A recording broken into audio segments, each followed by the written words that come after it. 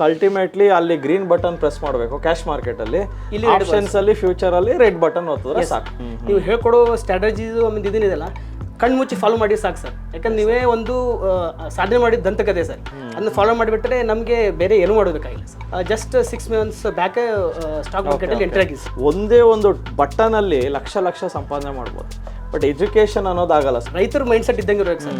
ರೈತ ಹೇಗೆ ಅವನು ಭೂಮಿ ಉಳುಮೆ ಮಾಡಿಬಿಟ್ಟು ಬೀಜ ಹಾಕಿಬಿಟ್ಟು ಇವತ್ತೇ ಬಾ ಅಂದ್ರೆ ಬೆಳೆ ಬರಲ್ಲ. ಎಂಡ್ ಆಫ್ ದಿ ಡೇ ಅವ್ನು ಹೆಂಗಂದ್ರೆ ನೈಸರ್ಗಿಕ ಜೊತೆಗೆ ಒಂದು ಯುದ್ಧ ಮಾಡಿದಂಗೆ, ಸ್ಟಾಕ್ ಮಾರ್ಕೆಟ್ ಜೊತೆಗೆ ಯುದ್ಧ ಮಾಡಿದಂಗೆ ಸರ್. ಎಲ್ಲಾದ್ರ ಫೀಲ್ಡಲ್ಲೂ ಅದರದೇ ಆದ ಪ್ಲಸ್ಸು ಮೈನಸ್ ಇರುತ್ತೆ. ಆ್ಯಂಡ್ ಸ್ಟಾಕ್ ಮಾರ್ಕೆಟಲ್ಲಿ ಪ್ಲಸ್ಸು ಮೈನಸ್ ಜೊತೆಗೆ ಪ್ಲಸ್ ಜಾಸ್ತಿ ಇದೆ ಅಂತ ನಾನು ಹೇಳ್ಬೋದು. ಕಲ್ತ್ರೆ ತುಂಬ ಪ್ಲಸ್ ಇದೆ. Yes sir, correct. ಕಲ್ತಿಲ್ಲ ಅಂದ್ರೆ ತುಂಬಾ ಮೈನಸ್ಸೇ ಇರ್ತದೆ. ನಾಲೆಜ್ ಅನ್ನೋದು ಒಂಥರ 3ನೇ ಕಣ್ಣು. ದೇವರು ನಿಮ್ಗೆ 2 ಕಣ್ಣು ಕೊಟ್ಟಿದ್ದಾರೆ. ನಾಲೆಜ್ 3ನೇ ಕಣ್ಣಿಂದ ನೋಡಿ ನಿಮ್ಗೆ ಲೈಫೇ ಬಂಗಾರ ಆಗುತ್ತೆ. ಟೋಟಲ್ ಇವ್ರದ್ದು ಪ್ರಾಫಿಟ್ ನೋಡಕ್ ಹೋದ್ರೆ ಆಲ್ಮೋಸ್ಟ್ ಒಂದು 3.5 ಲಕ್ಷ ಪ್ರಾಫಿಟ್ ಮಾಡ್ತಾ ಇದ್ದಾರೆ.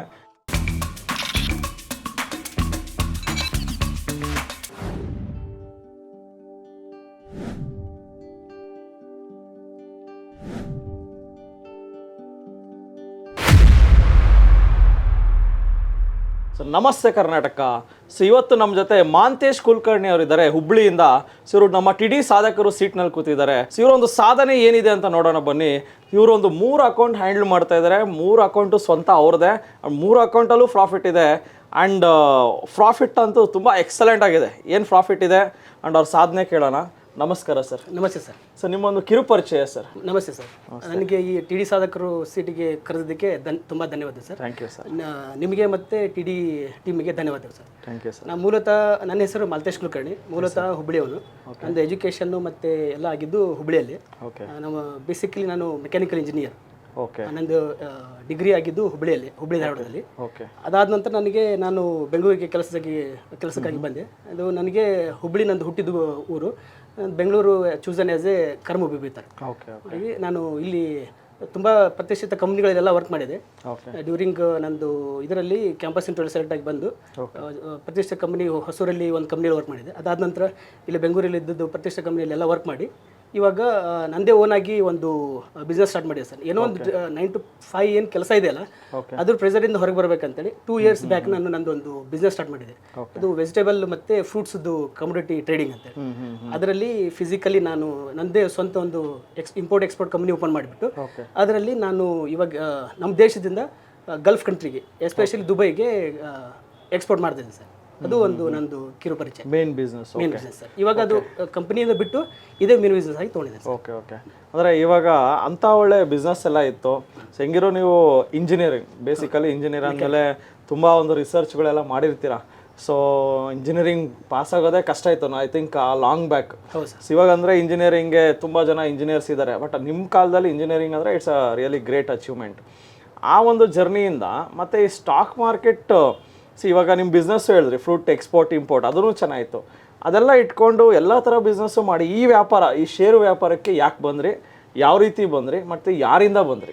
ಓಕೆ. ನಂದು ಇಂಪೋರ್ಟ್ ಎಕ್ಸ್ಪೋರ್ಟ್ ಬಿಸ್ನೆಸ್ ಇದೆಯಲ್ಲ ಅದರಲ್ಲಿ ನಂದು ನಾರ್ಮಲಿ ಟ್ರಾವೆಲ್ ಇದೆ ಸರ್. ತುಂಬ ಕಡೆಗೆ ಟ್ರಾವೆಲ್ ಮಾಡ್ತಾ ಇರ್ತೀನಿ. ಅಂದರೆ ಲೈಕ್ ಸೋರ್ಸಸ್ ಹುಡುಕ್ತಾ ಇರ್ತೀನಿ, ಪ್ರೊಕ್ಯೂರ್ಮೆಂಟ್ ಹುಡುಕ್ತಾ ಇರ್ತೀನಿ. ಅಂದರೆ ಎಲ್ಲಿ ವೆಜಿಟೇಬಲ್ಸ್ ಯಾವುದಾದಿದೆ ನಮ್ಮ ಡಿಮ್ಯಾಂಡ್ ಪ್ರಕಾರ ಎಲ್ಲೆಲ್ಲಿ ರೈತರು ಬೆಳೀತಾರೆ, ಯಾವ್ಯಾವ ರಾಜ್ಯದಲ್ಲಿ ಇದು ಅವೈಲೇಬಲ್ ಇದೆ. ಹೋಗುವಾಗ ನಾನು ನಾರ್ಮಲಿ ಯೂಟ್ಯೂಬ್ ಮತ್ತು ಇದನ್ನು ನೋಡ್ತಾ ಇರ್ತೀನಿ ಮೊಬೈಲಲ್ಲಿ.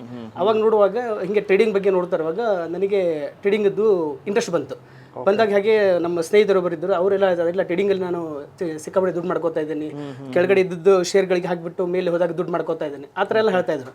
ನನಗೆ ಅದ್ರ ಬಗ್ಗೆ ಐಡಿಯಾ ಇದ್ದಿಲ್ಲ. ನಾನು ಜಸ್ಟು ಇದರಲ್ಲಿ ಫ್ರೆಶರು. ಹಾಗೆ ನೋಡುವಾಗ ಜೂನ್ ಟೈಮಲ್ಲಿ ಮೊಬೈಲಲ್ಲಿ ನೋಡುವಾಗ ಯೂಟ್ಯೂಬಲ್ಲಿ ನಿಮ್ಮದು ವಿಡಿಯೋ ಬಂತು ಸರ್. ಕನ್ನಡ ನಾನು ಗೂಗಲಲ್ಲಿ ಹಾಕಿದಾಗ ಸ್ಟಾಕ್ ಮಾರ್ಕೆಟ್ ಅಂತ ಹಾಕಿದಾಗ ಫಸ್ಟ್ ನಿಮ್ಮದೇ ಬಂತು. ನೋಡ್ತಾ ಇದ್ದೆ. ಒಂದೊಂದು ವಿಡಿಯೋ ನೋಡೋದಾಗೆ ಒಂದೊಂದು ಇನ್ಸ್ಪಿರೇಷನ್ ಸರ್. ನನಗೆ ಅದು ಒಂದಾದ ನಂತರ ಹಾಗೆ ನೋಡಿ ಎವ್ರಿ ಡೇ ಇವಾಗ ನನ್ನದು ಒಂದು ಹ್ಯಾಬಿಟ್ ಆದಂಗೆ ಆಗಿದೆ. ಎವ್ರಿ ಡೇ ನಿಮ್ದು ಒಂದು ವಿಡಿಯೋ ನೋಡಬೇಕು, ಅವಾಗಲೇ ನನಗೆ ನಿದ್ದೆ ಬರುತ್ತೆ. ಆ ಥರ ನನಗೆ ಒಂದು ಗ್ರೇಟ್ ಸರ್. ಹಾಗೆ ನಾನು ಮಾರ್ಕೆಟಲ್ಲಿ ಬಂದೆ ಸರ್. ನೀವು ಯಾವಾಗ ನಮ್ಮ ಕೋರ್ಸ್ ಮುಗಿಸಿದ್ದು ಸರ್? June 16th ನಿಮ್ಮ ಕೋರ್ಸ್ ಮುಗಿಸಿದ್ದು. June 16th. ಓಕೆ. ಸೊ ಅದಾದಮೇಲೆ ಟ್ರೇಡಿಂಗ್ ಸ್ಟಾರ್ಟ್ ಮಾಡಿದ್ರಿ? ಹೌದು ಸರ್. ಸೊ ಟ್ರೇಡಿಂಗ್ ಎಲ್ಲ ಓವರಾಲ್ ನೋಡ್ತಾ ಇದ್ದೀನಿ ವೀಕ್ಷಕರೇ.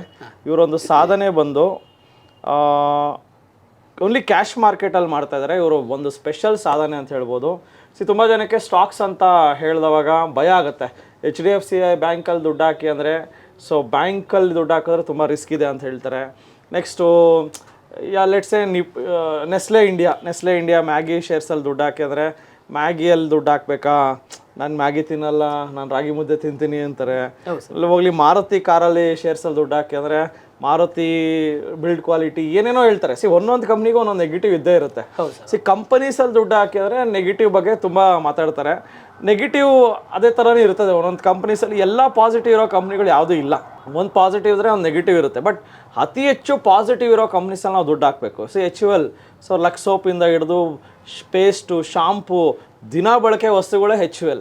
ಅದರಲ್ಲೂ ದುಡ್ಡು ಹಾಕ್ಬೋದು. ಬಟ್ ಸರ್ ಏನು ಮಾಡಿದ್ದಾರೆ, ಅದು ಒಂದೇ ಕಂಪ್ನಿಯಲ್ಲಿ ದುಡ್ಡು ಹಾಕೋದ್ರಿಂದ ರಿಸ್ಕ್ ಇರುತ್ತೆ. ಬಿಕಾಸ್ ಒಂದು ಬಿಗ್ ಕ್ಯಾಪಿಟಲ್ನ ಇನ್ವೆಸ್ಟ್ ಮಾಡುವಾಗ 10 ಲಕ್ಷ 20 ಲಕ್ಷ ಇನ್ವೆಸ್ಟ್ ಮಾಡ್ಬೇಕಾದ್ರೆ ಒಂದೇ ಕಂಪನಿಯಲ್ಲಿ ಲಕ್ಷ ಹಾಕೋದು ರಿಸ್ಕ್ ಇರುತ್ತೆ. ಅದಕ್ಕೆ ನಾವೊಂದು ನಮ್ಮ ತರಬೇತಿಗಳಲ್ಲಿ ಒಂದು ಹೇಳ್ಕೊಟ್ಟಿದ್ವಿ, Nifty BeES, bank BeES, IT BeES, pharma BeES, infra BeES. ಸ್ವಲ್ಪ ಬೀಸುಗಳನ್ನು ಅವರೇ ಹುಡ್ಕೊಂಡಿದ್ದಾರೆ. ಅದರಲ್ಲಿ ಮೇಯ್ನ್ ನೀವು ಚೆಕ್ ಮಾಡ್ತಾ ಇದ್ದಾರೆ, ಇನ್ಫ್ರಾ ಬೀಸ್ ಅಂತೂ ಎಕ್ಸಲೆಂಟಾಗಿ ರಿಟರ್ನ್ಸ್ ಕೊಟ್ಟಿದೆ ಅವ್ರಿಗೆ. ಇನ್ಫ್ರಾ ಬೀಸ್ ಆಲ್ಮೋಸ್ಟ್ 13% ರಿಟರ್ನ್ಸ್ ಕೊಟ್ಟಿದೆ. ಜಸ್ಟ್ ಇದೆಲ್ಲ ಒಂದು 2 ತಿಂಗಳಾಯ್ತಾ ಸರ್? 2 ತಿಂಗಳು ಸರ್. ಅಕ್ಟೋಬರ್ 20th ನಾನು ತೊಗೊಂಡಿದ್ದು. ಇಲ್ಲಿವರೆಗೆ ಒಂದು 2 ಮಂತ್ಸ್ ಆಗಿದೆ. 2 ಮಂತ್ಸಲ್ಲಿ ಇವ್ರಿಗೆ ಎಷ್ಟು ರಿಟರ್ನ್ಸ್ ಬಂದಿರ್ಬೋದು ಯೋಚನೆ ಮಾಡಿ. ಆಲ್ಮೋಸ್ಟ್ ಬರೋಬ್ಬರಿ 10% ರಿಟರ್ನ್ಸ್ ಬಂದಿದೆ 2 ತಿಂಗಳಲ್ಲಿ. ನೀವು ಹೇಳ್ಬೋದು ಮತ್ತೆ ಮಾರ್ಕೆಟ್ ಮೇಲಕ್ಕೆ ಹೋಯ್ತು ಅದಕ್ಕೆ ರಿಟರ್ನ್ಸ್ ಬಂದಿದೆ ಅಂತ. ಬಟ್ ಅವರು ಬಾಟಮಲ್ಲಿ ಕ್ಯಾಚ್ ಮಾಡಿದಾರಲ್ಲ, ಅದು ವೆರಿ ವೆರಿ ಇಂಪಾರ್ಟೆಂಟ್. ಬಾಟಮಲ್ಲಿ ಯಾವ ರೀತಿ ಕ್ಯಾಚ್ ಮಾಡೋದು ಪ್ರತಿಯೊಂದು ಇನ್ಫಾರ್ಮೇಷನ್ ಸರ್ರಿಗೆ ಗೊತ್ತಿರೋದ್ರಿಂದ ಅವರು ಶೇರ್ಸಲ್ಲಿ ದುಡ್ಡು ಹಾಕಿಲ್ಲ, ಶೇರ್ಸ್ಗಳ ಬದಲು ETFಸಲ್ಲಿ ಹಾಕಿದ್ದಾರೆ, ಎಕ್ಸ್ಚೇಂಜ್ ಟ್ರೇಡೆಡ್ ಫಂಡ್ಸ್. ETFs ಅಂದರೆ ತುಂಬ ಜನಕ್ಕೆ ಆಶ್ಚರ್ಯ ಆಗ್ಬೋದು. ETF ಅಂದರೆ ಏನೂ ಇಲ್ಲ, ನಿಮ್ಮ ದುಡ್ಡನ್ನು ತೊಗೊಂಡೋಗಿ ಒಂದು 50 ಕಂಪ್ನಿ ಮೇಲೆ ಹಾಕ್ತಾರೆ, ಅದನ್ನು ನಿಫ್ಟಿ ಬೀಸ್ ಅಂತ ಕರೀತಾರೆ. ನಿಮ್ಮ ದುಡ್ಡು ತೊಗೊಂಡೋಗಿ 12 ಬ್ಯಾಂಕ್ಗಳ ಮೇಲೆ ಹಾಕ್ತಾರೆ, ಅದನ್ನು ಬ್ಯಾಂಕ್ ಬೀಸ್ ಅಂತ ಕರೀತಾರೆ. ನಿಮ್ಮ ದುಡ್ಡು ತೊಗೊಂಡೋಗಿ ಒಂದು ಸಾಫ್ಟ್ವೇರ್ ಕಂಪ್ನಿಗಳ ಮೇಲೆ ಹಾಕ್ತಾರೆ, ಅದನ್ನು IT ಬೀಸ್ ಅಂತ ಕರೀತಾರೆ. IT ಬೀಸು ರೇಟ್ ನೋಡಿದ್ರೆ ಐ ಥಿಂಕ್ 27 ರೂಪಾಯಿ ಇರಬೇಕಷ್ಟೇ ಅಷ್ಟೇ. ಇವಾಗ 33 ರೂಪಾಯಿ 34 ರೂಪಾಯಿ ನಡೀತಾ ಇದೆ. ಆ್ಯಂಡ್ ಬ್ಯಾಂಕ್ ಬೀಸ್ ಬಂದು 483 ರೂಪಾಯಿ. ರೇಟ್ಗಳು ಸಹ ಬರ್ಕೊಳ್ಳಿ, ಯಾಕಂದರೆ ಎಷ್ಟೋ ಜನಕ್ಕೆ Nifty BeES, bank BeES, IT ಬೀಸು ಯಾವ ರೇಟಲ್ಲಿದೆ ಅಂತ ಗೊತ್ತಿಲ್ಲ. ಬ್ಯಾಂಕ್ ಬೀಸ್ ಬಂದು 483 ರೂಪಾಯಲ್ಲಿ ಇವಾಗ ನಡೀತಾ ಇದೆ. IT ಬೀಸು 37 ರೂಪಾಯಿ 70 ಪೈಸದಲ್ಲಿ ನಡೀತಾ ಇದೆ. ಗೋಲ್ಡ್ ಬೀಸು ಬೇರೆ 53 ರೂಪಾಯಿ. ತುಂಬ ಜನ ಏನು ಮಾಡ್ತಾರೆ, ಗೋಲ್ಡನ್ನು ಫಿಸಿಕಲ್ ಗೋಲ್ಡ್ ತೊಗೊತಾರೆ. ಫಿಸಿಕಲ್ ಗೋಲ್ಡ್ ನೀವೇನಾದ್ರು ಒಂದು 10 ಲಕ್ಷಕ್ಕೆ ಫಿಸಿಕಲ್ ಗೋಲ್ಡ್ ತೊಗೊಂಡ್ರೆ 20% ಮೇಕಿಂಗ್ ಚಾರ್ಜಸ್ಸೇ ಹೋಗುತ್ತೆ. ನೀವು 10 ಲಕ್ಷ ಗೋಲ್ಡ್ ತೊಗೊಂಡ್ರೂ ಬರೀ 8 ಲಕ್ಷ ಗೋಲ್ಡ್ ಸಿಗುತ್ತೆ. ಅಲ್ಲಿ 22 ಲಕ್ಷ ಹೋಗೇ ಇತ್ತು. ಮೇಕಿಂಗ್ ಚಾರ್ಜಸ್ ಅದು ಇದು ಅಂತ ಆ 2 ಲ್ಯಾಕ್ಸ್ ದುಡಿಯೋದಕ್ಕೆ ಮತ್ತೆ 3 ವರ್ಷ ಬೇಕು. 20%ನ ನಿಮ್ಮ ಲೈಫಲ್ಲಿ ದುಡಿಬೇಕಂದ್ರೆ FD ಇಟ್ಟು 3 ವರ್ಷ ಬೇಕು. ಯಾರು ಗೋಲ್ಡ್ ಆರ್ನಮೆಂಟ್ಸ್ನ ನೀವು ತೊಗೊತಾ ಇದ್ರೆ ನಿಮ್ಮ ಲೈಫಲ್ಲಿ ನೀವು ಗೋಲ್ಡ್ ಆರ್ನಮೆಂಟ್ಸ್ ತೊಗೊಂಡಿದ ತಕ್ಷಣ 3 ವರ್ಷ ಹಿಂದಕ್ಕೆ ಹೋಗ್ಬಿಡ್ತೀರ. ಬಟ್ ಇದು ನಮ್ಗೆ ಜನಕ್ಕೆ ಗೊತ್ತಿಲ್ಲ. ನಿಫ್ಟಿ ನೀವು ಗೋಲ್ಡಲ್ಲಿ ಹಾಕಲೇಬೇಕು ಅಂತ ಒಂದು ಮೈಂಡ್ಸೆಟ್ ಇದ್ದರೆ you invest in Nippon India gold BeES. Gold BeES ಬರೀ 53 ರೂಪಾಯಿ ತಗೊಬಂದು ಹಾಕಿ. ಅದೇ 10 ಲಕ್ಷ ಗೋಲ್ಡ್ ಬೀಸಲ್ಲಿ ಹಾಕಿದ್ರೆ ಗೋಲ್ಡ್ ರೇಟ್ ಮೇಲಕ್ಕೆ ಹೋದರೆ ನೀವು ಗೋಲ್ಡ್ ಬೀಸು ಮೇಲಕ್ಕೆ ಹೋಗುತ್ತೆ, ಅಲ್ಲಿ ದುಡ್ಡು ಬರುತ್ತೆ. ಆ್ಯಂಡ್ ಆಟೋ ಬೀಸಲ್ಲಿ ಹಾಕಿದ್ದೀರಾ, ಇನ್ಫ್ರಾ ಬೀಸಲ್ಲಿ ಹಾಕಿದ್ದೀರಾ. ಓವರ್ ಆಲ್ 10% ರಿಟರ್ನ್ಸ್ ಮಾಡಿದ್ದಾರೆ. 10 ಲಕ್ಷ ಹಾಕಿ 11 ಲಕ್ಷ ಆಗಿದೆ. ಇದು ಗ್ರೇಟ್ ಅಚೀವ್ಮೆಂಟ್ ಅಂತ ಹೇಳ್ಬೋದು. ಬಿಕಾಸ್ ನಿಮ್ಮ ಪೇಷನ್ಸ್ ಹಾಕ್ಬಿಟ್ಟು ಕುತ್ಕೊಳ್ಳೋದೇ ದೊಡ್ಡ ಒಂದು ಮಾರ್ಕೆಟಲ್ಲಿ ಮಹಾ ಸಾಧನೆ. ತುಂಬ ಜನ ಒಳ್ಳೆ ಶೇರ್ಗಳನ್ನು ಒಳ್ಳೆ ಟೈಮಲ್ಲಿ ಬೈ ಮಾಡಿರ್ತೀರ, ಬಟ್ ಅದನ್ನು ಹೋಲ್ಡ್ ಮಾಡಲ್ಲ. ಹಾಕ್ತಾರೆ 3 ದಿವಸಕ್ಕೆ ಎತ್ಬಿಡ್ತಾರೆ, ಸ್ವಲ್ಪ ಮೇಲಕ್ಕೆ ಬಂದರೆ ಎತ್ಬಿಡ್ತಾರೆ. ಬಟ್ ನೀವು ಹೋಲ್ಡ್ ಮಾಡಿದ್ದೀರಾ. ಇದೊಂದು ಅಕೌಂಟಲ್ಲಿ ಇಷ್ಟು ಮಾಡಿದ್ದಾರೆ. ಇವ್ರದ್ದು P&L ನೋಡೋಕ್ಕೆ ಹೋದರೆ ನೋಡೋಣ, P&L ಚೆಕ್ ಮಾಡ್ತಾ ಇದ್ದೀನಿ. P&L ಫ್ಯೂಚರ್ಸ್ ಆ್ಯಂಡ್ ಆಪ್ಷನ್ಸಲ್ಲೂ ಸಹ ಒಂದು 69,000 ಪ್ರಾಫಿಟ್ ಮಾಡಿದ್ದಾರೆ. ಇದೆಷ್ಟು ತಿಂಗಳಲ್ಲಿ ಸರ್ ಮಾಡಿರೋದು? ಇದು 2 months sir. 2 months. Okay, 2 to 3 months. 2 to 3 ಮಂತ್ಸಲ್ಲಿ F&O ಟ್ರೇಡಿಂಗಲ್ಲಿ 69,000 ಮಾಡಿದ್ದೀರಾ. And only through Nippon India ಬೀಸ್ಗಳಲ್ಲಿ, ಆದರೆ ನಿಫ್ಟಿ ಬೀಸು, ಬ್ಯಾಂಕ್ ಬೀಸು, ಈ ಬೀಸ್ಗಳಲ್ಲಿ ಒಂದು 10% ಮಾಡಿದ್ದಾರೆ. ಇದು ಓವರ್ ಆಲ್ ಎಷ್ಟು ಅನ್ಬೋದು, ಒಂದು 6-7% ಅನ್ಬೋದು.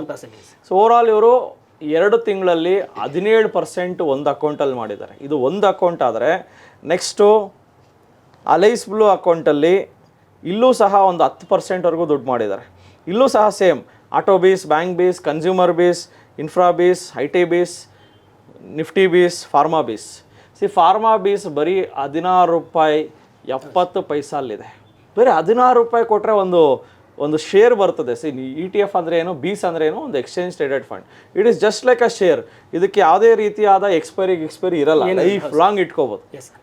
16 ರೂಪಾಯಿ 70 ಪೈಸಾ ಕೊಟ್ಟರೆ ಫಾರ್ಮಾ ಬೀಸ್ ಬರುತ್ತೆ. ಫಾರ್ಮಾ ಬೀಸ್ನ ನೀವು ಲೈಫ್ ಲಾಂಗ್ ಇಟ್ಕೋಬೋದು.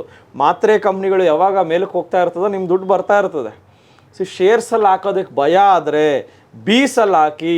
ಬೀಸ್ is one of the safest instrument and Nifty BeES is one of the safest instrument entire in universe. So Nifty ಬೀಸಲ್ಲಿ ದುಡ್ಡು ಹಾಕೋದಕ್ಕೆ ಭಯನೇ ಬೇಡ, ಯಾಕಂದರೆ ನಿಫ್ಟಿ ಎಲ್ಲೂ ನಿಲ್ಲಲ್ಲ. ಇವತ್ತು ನಿಫ್ಟಿ 21,000 ಎಷ್ಟಲ್ಲಿದೆ ಸರ್? 21,700 700 ನಿಫ್ಟಿ 1 ಲಕ್ಷಕ್ಕೆ ಹೋಗುತ್ತೆ. ನಿಫ್ಟಿಯಲ್ಲಿ ದುಡ್ಡು ಹಾಕಿರೋ ಸಾಕಲ್ಲ ಸರ್ ನಾವು ಶ್ರೀಮಂತರಾಗೋದಕ್ಕೆ. ತುಂಬ ಜನ ಶೇರ್ ಮಾರ್ಕೆಟ್ಗೆ ಬರೋದಕ್ಕೆ ಭಯ ಪಡ್ತಾರೆ ಸರ್. ಬಟ್ ನಿಮಗೆ ಭಯ ಆಗಿತ್ತಾ ಸರ್? ಇಲ್ಲ ಸರ್, ನನಗೆ ನನ್ನ ನೇಚರ್ ಹೇಗೆಂದರೆ ಒಂದು ಚಾಲೆಂಜಿಂಗ್ ಆ್ಯಟಿಟ್ಯೂಡ್ ಥರ. ನನಗೆ ಯಾವುದೇ ಇದರಲ್ಲಿ ಕೆಲಸ ಮಾಡಬೇಕಂದ್ರೆ ಹೊಸದ ಯಾವುದೇ ಇರಬೇಕು, ಅದರಲ್ಲಿ ನಾನು ನಂದು ಎಕ್ಸ್ಪರ್ಟೈಸ್ ಮಾಡಬೇಕಂತೇಳಿ ನಾನು ಹೋಗ್ತಾ ಇರ್ತೇನೆ ನಾರ್ಮಲಿ. ಹಾಗೆ ನೋಡುವಾಗ ನನಗೆ ಅನಿಸ್ತು, ಶೇರೆಲ್ಲ ಮಾರ್ಕೆಟಲ್ಲಿ ನೋಡ್ತಾ ಇದ್ರೆ ಒಂದು RSI 30 ನೀವೆಲ್ಲ ಇದರಲ್ಲಿ ಕ್ಲಾಸಲ್ಲಿ ಕಲಿಸಿಕೊಟ್ಟಂಗೆ RSI 30 ಎಲ್ಲ ಅಬ್ಸರ್ವ್ ಮಾಡ್ತಾ ಇದ್ದೆ. ಯಾವ ಶೇರ್ಗಳು RSI 30ಗಳಲ್ಲಿ ಇದ್ದಿದ್ದಿಲ್ಲ, ಎಲ್ಲ ಏನಂದ್ರೆ ಆಲ್ಮೋಸ್ಟ್ ಆಲ್ ಟೈಮ್ ಹೈಯಲ್ಲಿ ಇತ್ತು. ನನ್ನ ಕಡೆಗೆ ದುಡ್ಡು ಇತ್ತು, ಡಿಸೆಂಟ್ ಅಮೌಂಟು, ಅದನ್ನ ಹಾಕ್ಬಿಟ್ಟು ಪ್ಲೇಜ್ ಮಾಡಿ ನಾನು F&O ಮಾಡ್ಬೇಕಂತ ನಂದು ಪ್ಲಾನ್ ಇತ್ತು. ಅದರಲ್ಲಿ ಏನು ಮಾಡಿದೆ, ಇದೆಲ್ಲ ಸೇಫೆಸ್ಟ್ ಅಂದರೆ ಮ್ಯೂಚುವಲ್ ಫಂಡ್ ಹಾಕಿದರೆ ಅದರದ್ದೇ ಆದರೆ NAV ಅದರದ್ದೆಲ್ಲ ಡಿಫ್ರೆಂಟ್ ಚಾರ್ಜಸ್ ಇದೆ. ಇವತ್ತು ದುಡ್ಡು ಬೇಕಂದ್ರೆ ಮತ್ತೆ ಹಾಕಿ ತಗೊಳಕ್ಕಾಗಲ್ಲ. ಅದರಲ್ಲಿ ನೀವು ಕಲಿಸಿದ ಪ್ರಕಾರ ETF is one of the best instrument. ಅದರಲ್ಲಿ ಏನು ಮಾಡಿದೆ, ಎಲ್ಲ ನಂದು 3 ಡಿಫ್ರೆಂಟ್ ಅಕೌಂಟ್ ಇದೆ, ಅದರಲ್ಲಿ 10 ಲಕ್ಷ ಹಾಕ್ಬಿಟ್ಟು ನಾನು ಅದನ್ನು ಪ್ಲೆಜ್ ಮಾಡಿದ್ದೀನಿ ಸರ್. ಪ್ಲೆಜ್ ಮಾಡಿಬಿಟ್ಟು ಅದನ್ನು ಅಮೌಂಟ್ ತೊಗೊಂಡು ಒಂದು ಅಕೌಂಟಿಂದ ಅಲ್ಗೋ ಟ್ರೇಡಿಂಗ್ ಮಾಡ್ತಾ ಇದ್ದೀನಿ. ಇನ್ನೊಂದು ಅಕೌಂಟಿಂದ ಇವರು ಅಶೋಕ್ ದೇವಪ್ರಿಯ ಕಲಿಸಿದ ಒಂದು ಟೂಲ್ ಇದೆ ಸರ್, ಅದರದ್ದು ಶೇರ್ಗಳನ್ನ ಫಿಲ್ಟರ್ ಮಾಡಿಬಿಟ್ಟು ಅದರಲ್ಲಿ ಹಾಕ್ತೇನೆ. ಇನ್ನೊಂದು ಅಕೌಂಟಲ್ಲಿ ನಾನು F&O ಮಾಡ್ತೇನೆ ಸರ್. ಹೀಗೆ ಮಾಡಿಬಿಟ್ಟು ನಂದು ಕ್ಯಾಪಿಟಲ್ ಇನ್ಕ್ರೀಸ್ ಮಾಡ್ತೇನೆ ಸರ್. ಓಕೆ ಸರ್, ಇದು ನೋಡ್ತಾ ಇದ್ದೀನಿ ಅಲೈಸ್ ಬ್ಲೂ ಅಲ್ಲಿ ಒಂದು 10% ಬಂದಿದೆ. 8 ಲಕ್ಷ ಹಾಕಿದ್ರೆ ಅಲ್ಲೊಂದು 9,24,000 ಆಗಿದೆ. ಇಲ್ಲೂ ಒಳ್ಳೆ ಪ್ರಾಫಿಟ್ ಇದೆ. ನೆಕ್ಸ್ಟ್ ಇನ್ನೊಂದು ಅಕೌಂಟ್ ಓಪನ್ ಮಾಡ್ತಾ ಇದ್ದೀನಿ, ಇದರಲ್ಲಿ ಫಸ್ಟ್ ಸ್ಟಾಕ್ ಅಂತ, ಇದರಲ್ಲೂ ಅಷ್ಟೇ ಇಲ್ಲಿನೂ 1 ಲಕ್ಷ ಪ್ರಾಫಿಟ್ ಮಾಡಿ ಇಲ್ಲೊಂದು 6% ಮಾಡಿದ್ದೀರಾ. ಜೊತೆಗೆ ಒಂದು ಸರ್ಟನ್ ಸ್ಟಾಕ್ಸ್ ಅಲ್ಲೂ ಹಾಕಿದ್ದೀರಾ. ಈ ಅಕೌಂಟ್ ಅಲ್ಲಿ ಸರ್ ನಂದು ಲಾಸ್ಟ್ 2 ಡೇಸ್ ವರೆಗೆ 10% ಪ್ರಾಫಿಟ್ ಇತ್ತು. ಅದು ಬೇಸ್ಡ್ ಆನ್ ಸೀಸನ್ ಆಕ್ಷನ್ ಏನು ಟೂಲ್ ನೀವು ಇಲ್ಲಿ ಇದು ಮಾಡಿದ್ರಲ್ಲ ಸರ್, ಕಲಿಸಿದ್ರಲ್ಲ, ಅದ್ರ ಪ್ರಕಾರ ನಾನು ಕೆಲವೊಂದು ಸ್ಟಾಕ್ಗಳನ್ನ ಚೂಸ್ ಮಾಡಿಬಿಟ್ಟು ಅದಕ್ಕೆ ಇನ್ವೆಸ್ಟ್ ಮಾಡಿದ್ದೇನೆ. 2 ಡೇಸ್ ಆಗಿದೆ. 2 ಡೇಸ್ ಅದು ಚೆನ್ನಾಗಿ ಪ್ರಾಫಿಟ್ ಬರ್ತಾ ಇದೆ ಸರ್. ಆ ಸೀಸನ್ ಆಕ್ಷನ್ ಟೂಲ್ ಪ್ರಕಾರ ಕೆಲವೊಂದು ಹೋಲ್ಡಿಂಗ್ ಡೇಸ್ ಇದೆ, ಅಲ್ಲಿವರೆಗೆ ಹೋಲ್ಡ್ ಮಾಡಿದರೆ ಚೆನ್ನಾಗಿ ಡೀಸೆಂಟ್ ಆಗಿ ಪ್ರಾಫಿಟ್ ಬರುತ್ತೆ. ಅದನ್ನು ನಾನು ಇದ್ರ ಜೊತೆಗೆ ಮಾಡ್ತಾ ಇದ್ದೇನೆ ಸರ್. ಎಸ್ ತುಂಬ ಜನಕ್ಕೆ ಸೀಸನ್ ಆ್ಯಕ್ಷನ್ ಅಂದರೆ ಏನಂತ ಗೊತ್ತಿರಲ್ಲ. Season action is a product of traders Gurukul Ashok Devanampriya sir ಅವ್ರದ್ದು. ಈ ಟೂಲ್ ಬಂದ್ಬಿಟ್ಟು ಯಾವ ಸೀಸನಲ್ಲಿ ಅಂದರೆ ಯಾವ ಒಂದು ಟೈಮ್ ಡ್ಯೂರೇಷನಲ್ಲಿ ಯಾವ ಸ್ಟಾಕು ರ್ಯಾಲಿ ಕೊಡುತ್ತೆ ಅನ್ನೋದು ವಿತ್ ಡೇಟಾ ವಿತ್ ಪ್ರೂಫ್ ಕೊಡುತ್ತೆ. ಆ ಟೂಲ್ನ ಸರ್ ಯೂಸ್ ಮಾಡ್ತಾ ಇದ್ದಾರೆ. ಸೊ ಅದು ನಮ್ಮ TD ಅಕಾಡೆಮಿ ಡಿಸ್ಕ್ರಿಪ್ಷನ್, ಈ ಒಂದು ವಿಡಿಯೋ ಡಿಸ್ಕ್ರಿಪ್ಷನಲ್ಲಿದೆ, ಪ್ರತಿಯೊಂದು ವಿಡಿಯೋದಲ್ಲೂ ಹಾಕಿದ್ದೀವಿ ಲಿಂಕನ್ನು. ಸೊ ಯಾರಿಗಾದರೂ ಆ ಟೂಲ್ನ ಕಲಿಬೇಕು, ಡೆಮೋ ಬೇಕು ಅಂದ್ರೂ you can visit our institute. Demo ನಾವು ಕೊಡ್ತೀವಿ ಆ್ಯಂಡ್ ಟ್ರೇಡರ್ಸ್ ಗುರುಕುಲ್ ಅವರು ಸಹ ಕೊಡ್ತಾರೆ. ಸೊ ಡೆಮೋ ನೋಡ್ಬಿಟ್ಟು ನೀವು it's very simple product. Season action ಅನ್ನೋದು ಒಂದು ಡೇಟಾನ ನೋಡುತ್ತೆ. ಡೇಟಾ ಪ್ರಕಾರ ಈ ಒಂದು ಡೇಟಿಂದ ಈ ಒಂದು ಡೇಟ್ಗೆ ಯೂಶಲಿ ಪ್ರತಿ ವರ್ಷ 10 ವರ್ಷ ಇದೇ ಡೇಟಿಂದ ಇದೇ ಡೇಟಿಗೆ ರ್ಯಾಲಿ ಮಾಡುವಂಥ ಸರ್ಟನ್ ಸ್ಟಾಕ್ಸ್ ಇರುತ್ತೆ. ಆ ಸೀಸನನ್ನು ಪಿಕ್ ಮಾಡ್ಕೊಂಡು ನಮಗೆ ಕೊಡುತ್ತೆ. ಸೊ ಇದೊಂದು ಒಳ್ಳೆ ಪ್ರಾಡಕ್ಟು. ಯಾರು ಇಂಟ್ರೆಸ್ಟ್ ಇದ್ರೂ you can enquire with us. So and ಇದರಲ್ಲಿ ನೋಡ್ತಾ ಇದ್ದೀನಿ ಫಾರ್ಮಾ ಬೀಸು, ಆಟೋ ಬೀಸು, ಗೋಲ್ಡ್ ಬೀಸು, ಇನ್ಫ್ರಾ ಬೀಸು, ಕನ್ಸ್ಯೂಮರ್ ಬೀಸು. ಆ ಬೀಸಲ್ಲೇ ನೀವು ಒಳ್ಳೆ ದುಡ್ಡು ಮಾಡ್ತಾ ಇದ್ದೀರಾ. ತುಂಬ ಜನ ಸ್ಟಾಕ್ ಮಾರ್ಕೆಟಲ್ಲಿ ಶೇರ್ಗಳಲ್ಲಿ ಹಾಕೋದಕ್ಕೆ ಭಯ ಅಂತ ಹೇಳ್ತಾರಲ್ಲ, BeES is a best option. So ಬೀಸ್ಗಳಲ್ಲಿ ಹಾಕೋದ್ರಿಂದ ನಿಮ್ಮ ದುಡ್ಡು ಒಳ್ಳೆ ಡೈವರ್ಸಿಫಿಕೇಷನ್ ಆಗಿರುತ್ತೆ. ನಿಮ್ಮ ದುಡ್ಡನ್ನು ತೊಗೊಂಡಾಗ ಒಂದು 50 ಕಂಪ್ನಿ ಮೇಲೆ ಹಾಕಿರ್ತಾರೆ, 20 ಕಂಪ್ನಿ ಮೇಲೆ ಹಾಕಿರ್ತಾರೆ, 30 ಕಂಪ್ನಿ ಮೇಲೆ ಹಾಕಿರ್ತಾರೆ, ಆ್ಯಂಡ್ ಸ್ಪೆಸಿಫಿಕ್ ಸೆಕ್ಟರ್ ಮೇಲೆ ಹಾಕಿರ್ತಾರೆ. ಆ ಸೆಕ್ಟರ್ ಏನಾದ್ರು ಚೆನ್ನಾಗಿ ಪರ್ಫಾರ್ಮ್ ಮಾಡಿದ್ರೆ ಒಳ್ಳೆ ದುಡ್ಡು ಬರುತ್ತೆ. ಸರ್ ಇದೆಲ್ಲ ಹಾಕ್ಬೇಕಾದ್ರೆ ಡೆಫಿನೆಟ್ಲಿ ನಿಮಗೊಂದು ಡೀಪಾಗಿ ನಾಲೆಜು ಸಹ ಬೇಕಾಗುತ್ತೆ. ಸೊ ಆ ನಾಲೆಜನ್ನ ಯಾವ್ಯಾವ ಸೋರ್ಸಸ್ಸಿಂದ ಅಕ್ವೈರ್ ಮಾಡಿದ್ರೆ ಸ್ಟಾರ್ಟಿಂಗಲ್ಲಿ? ಸ್ಟಾರ್ಟಿಂಗಲ್ಲಿ ಹೇಳ್ಬೇಕಂದ್ರೆ ನಾನು ಜೂನಲ್ಲಿ ನಿಮ್ದು ಗೋಲ್ಡ್ ಕೋರ್ಸ್ ತೊಗೊಂಡೆ ಸರ್. ಅದರಲ್ಲಿ ನಾರ್ಮಲ್ ಬೇಸಿಕ್ಕಿಂದ ಹಿಡಿದ್ಬಿಟ್ಟು ಆಲ್ಮೋಸ್ಟ್ ಅಲ್ಲಿ ಅಡ್ವಾನ್ಸ್ವರೆಗೆ ಹೇಳ್ಕೊಟ್ಟಿದ್ರು. ಅದರಲ್ಲಿ ಒಂದು ದಿನದಲ್ಲಿ ಅಬೌಟ್ ಇನ್ವೆಸ್ಟ್ಮೆಂಟ್ ಹೇಳ್ತಾ ಇದ್ದಾರೆ. ಅದರಲ್ಲಿ ETF ಮತ್ತು ಮ್ಯೂಚುವಲ್ ಫಂಡು, ಇದು ಬೇರೆ ಏನೇನಿದೆ ಇನ್ಸ್ಟ್ರೂಮೆಂಟ್ ಅದ್ರಲ್ಲಿ ಬಗ್ಗೆ ಹೇಳಿದರೆ ನನಗೆ ಆ ಟೈಮಲ್ಲಿ ನಾನು ನಾರ್ಮಲಿ ನೀವು ಹೇಳಿದ ದಿನದಲ್ಲಿ ಆಲ್ಮೋಸ್ಟ್ ಡೈಲಿ ಏನೇನು ಹೇಳ್ತಾ ಇದ್ದಲ್ಲ ಅದನ್ನು ನಾನು ಪ್ರಾಕ್ಟೀಸ್ ಮಾಡ್ತಾ ಇದ್ದೆ ಮನೆಗೆ ಹೋಗ್ಬಿಟ್ಟು. ಅವು ಮಾಡುವಾಗ ಬೀಸ್ ಇದೆ, ಓಕೆ ಬೀಸು ಎಲ್ಲ ಏನಿದು ಅದ್ರ ಬಗ್ಗೆ ನಾನು ಟ್ರೇಡಿಂಗ್ ವ್ಯೂ ಅಲ್ಲಿ ಹೋಗ್ಬಿಟ್ಟು ಮತ್ತು investing.com ಅಂತ ನೀವು ವೆಬ್ಸೈಟ್ ಹೇಳ್ಕೊಟ್ಟಿದ್ದಲ್ಲ ಸರ್ ಡ್ಯೂರಿಂಗ್ ಕ್ಲಾಸಲ್ಲಿ, ಅದರಲ್ಲಿ ಹೋಗ್ಬಿಟ್ಟು ಇದು 1 ಇಯರಲ್ಲಿ ಏನು ಪ್ರಾಫಿಟ್ ಕೊಡುತ್ತೆ ಇಲ್ಲ ಏನು ಎಷ್ಟು ಮೂವ್ಮೆಂಟ್ ಆಗುತ್ತೆ ಅದೆಲ್ಲ ನೋಡಿದೆ ಸರ್.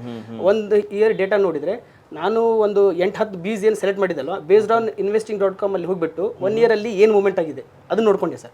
ನೋಡ್ಕೊಂಡ್ಬಿಟ್ಟು ಓಕೆ ಇದು ನಮಗೆ ಡೀಸೆಂಟ್ ಪ್ರಾಫಿಟ್ ಕೊಡುತ್ತೆ. ಆಮೇಲೆ ಇದು ಒಂದು ರೀತಿ ATM ಇದ್ದಂಗೆ. ಇವಾಗ ನನ್ನ ಕಡೆ ದುಡ್ಡಿಲ್ಲ ಅಂದರೆ ನಾನು ಅದನ್ನ ಮಾರಿಬಿಟ್ಟು ಮತ್ತೆ ದುಡ್ಡು ತೊಗೋಬೋದು. ನನ್ನ ಕಡೆ ದುಡ್ಡಿದೆ ಅಂದರೆ ಮತ್ತೆ ಅದರಲ್ಲಿ ಹಾಕ್ಬೋದು. ಆ ಥರ ನಾನು ಒಂದು ಥಿಂಕ್ ಮಾಡಿಬಿಟ್ಟು ನಾನು ಇದು ಮಾಡಿದೆ. ಇನ್ನೊಂದು ಏನಂದರೆ ಸರ್, ಅದು ತುಂಬ ನೀವು ಹೇಳಿದಂಗೆ ತುಂಬ ಸೇಫ್. ಅಂದರೆ ಯಾವಾಗಲೂ ಸ್ಟಾಕ್ ಮಾರ್ಕೆಟ್ ಮೇಲೆ ಹೋಗೋದು, ಕೆಳಗಂತೂ ಹೋಗಲ್ಲ. ಇದರಲ್ಲಿ ಜೀರೋ ಆಗೋದಂತೂ ಸಾಧ್ಯನೇ ಇಲ್ಲ ಸರ್. ಅದು 100% ಗ್ಯಾರಂಟಿ. ನೀವು ಹೇಳ್ಕೊಟ್ಟದ್ದೆಲ್ಲ ಒಂದೊಂದು ಮಾತು ನನ್ನ ತಲೆಯಲ್ಲಿ ಇತ್ತು ಸರ್.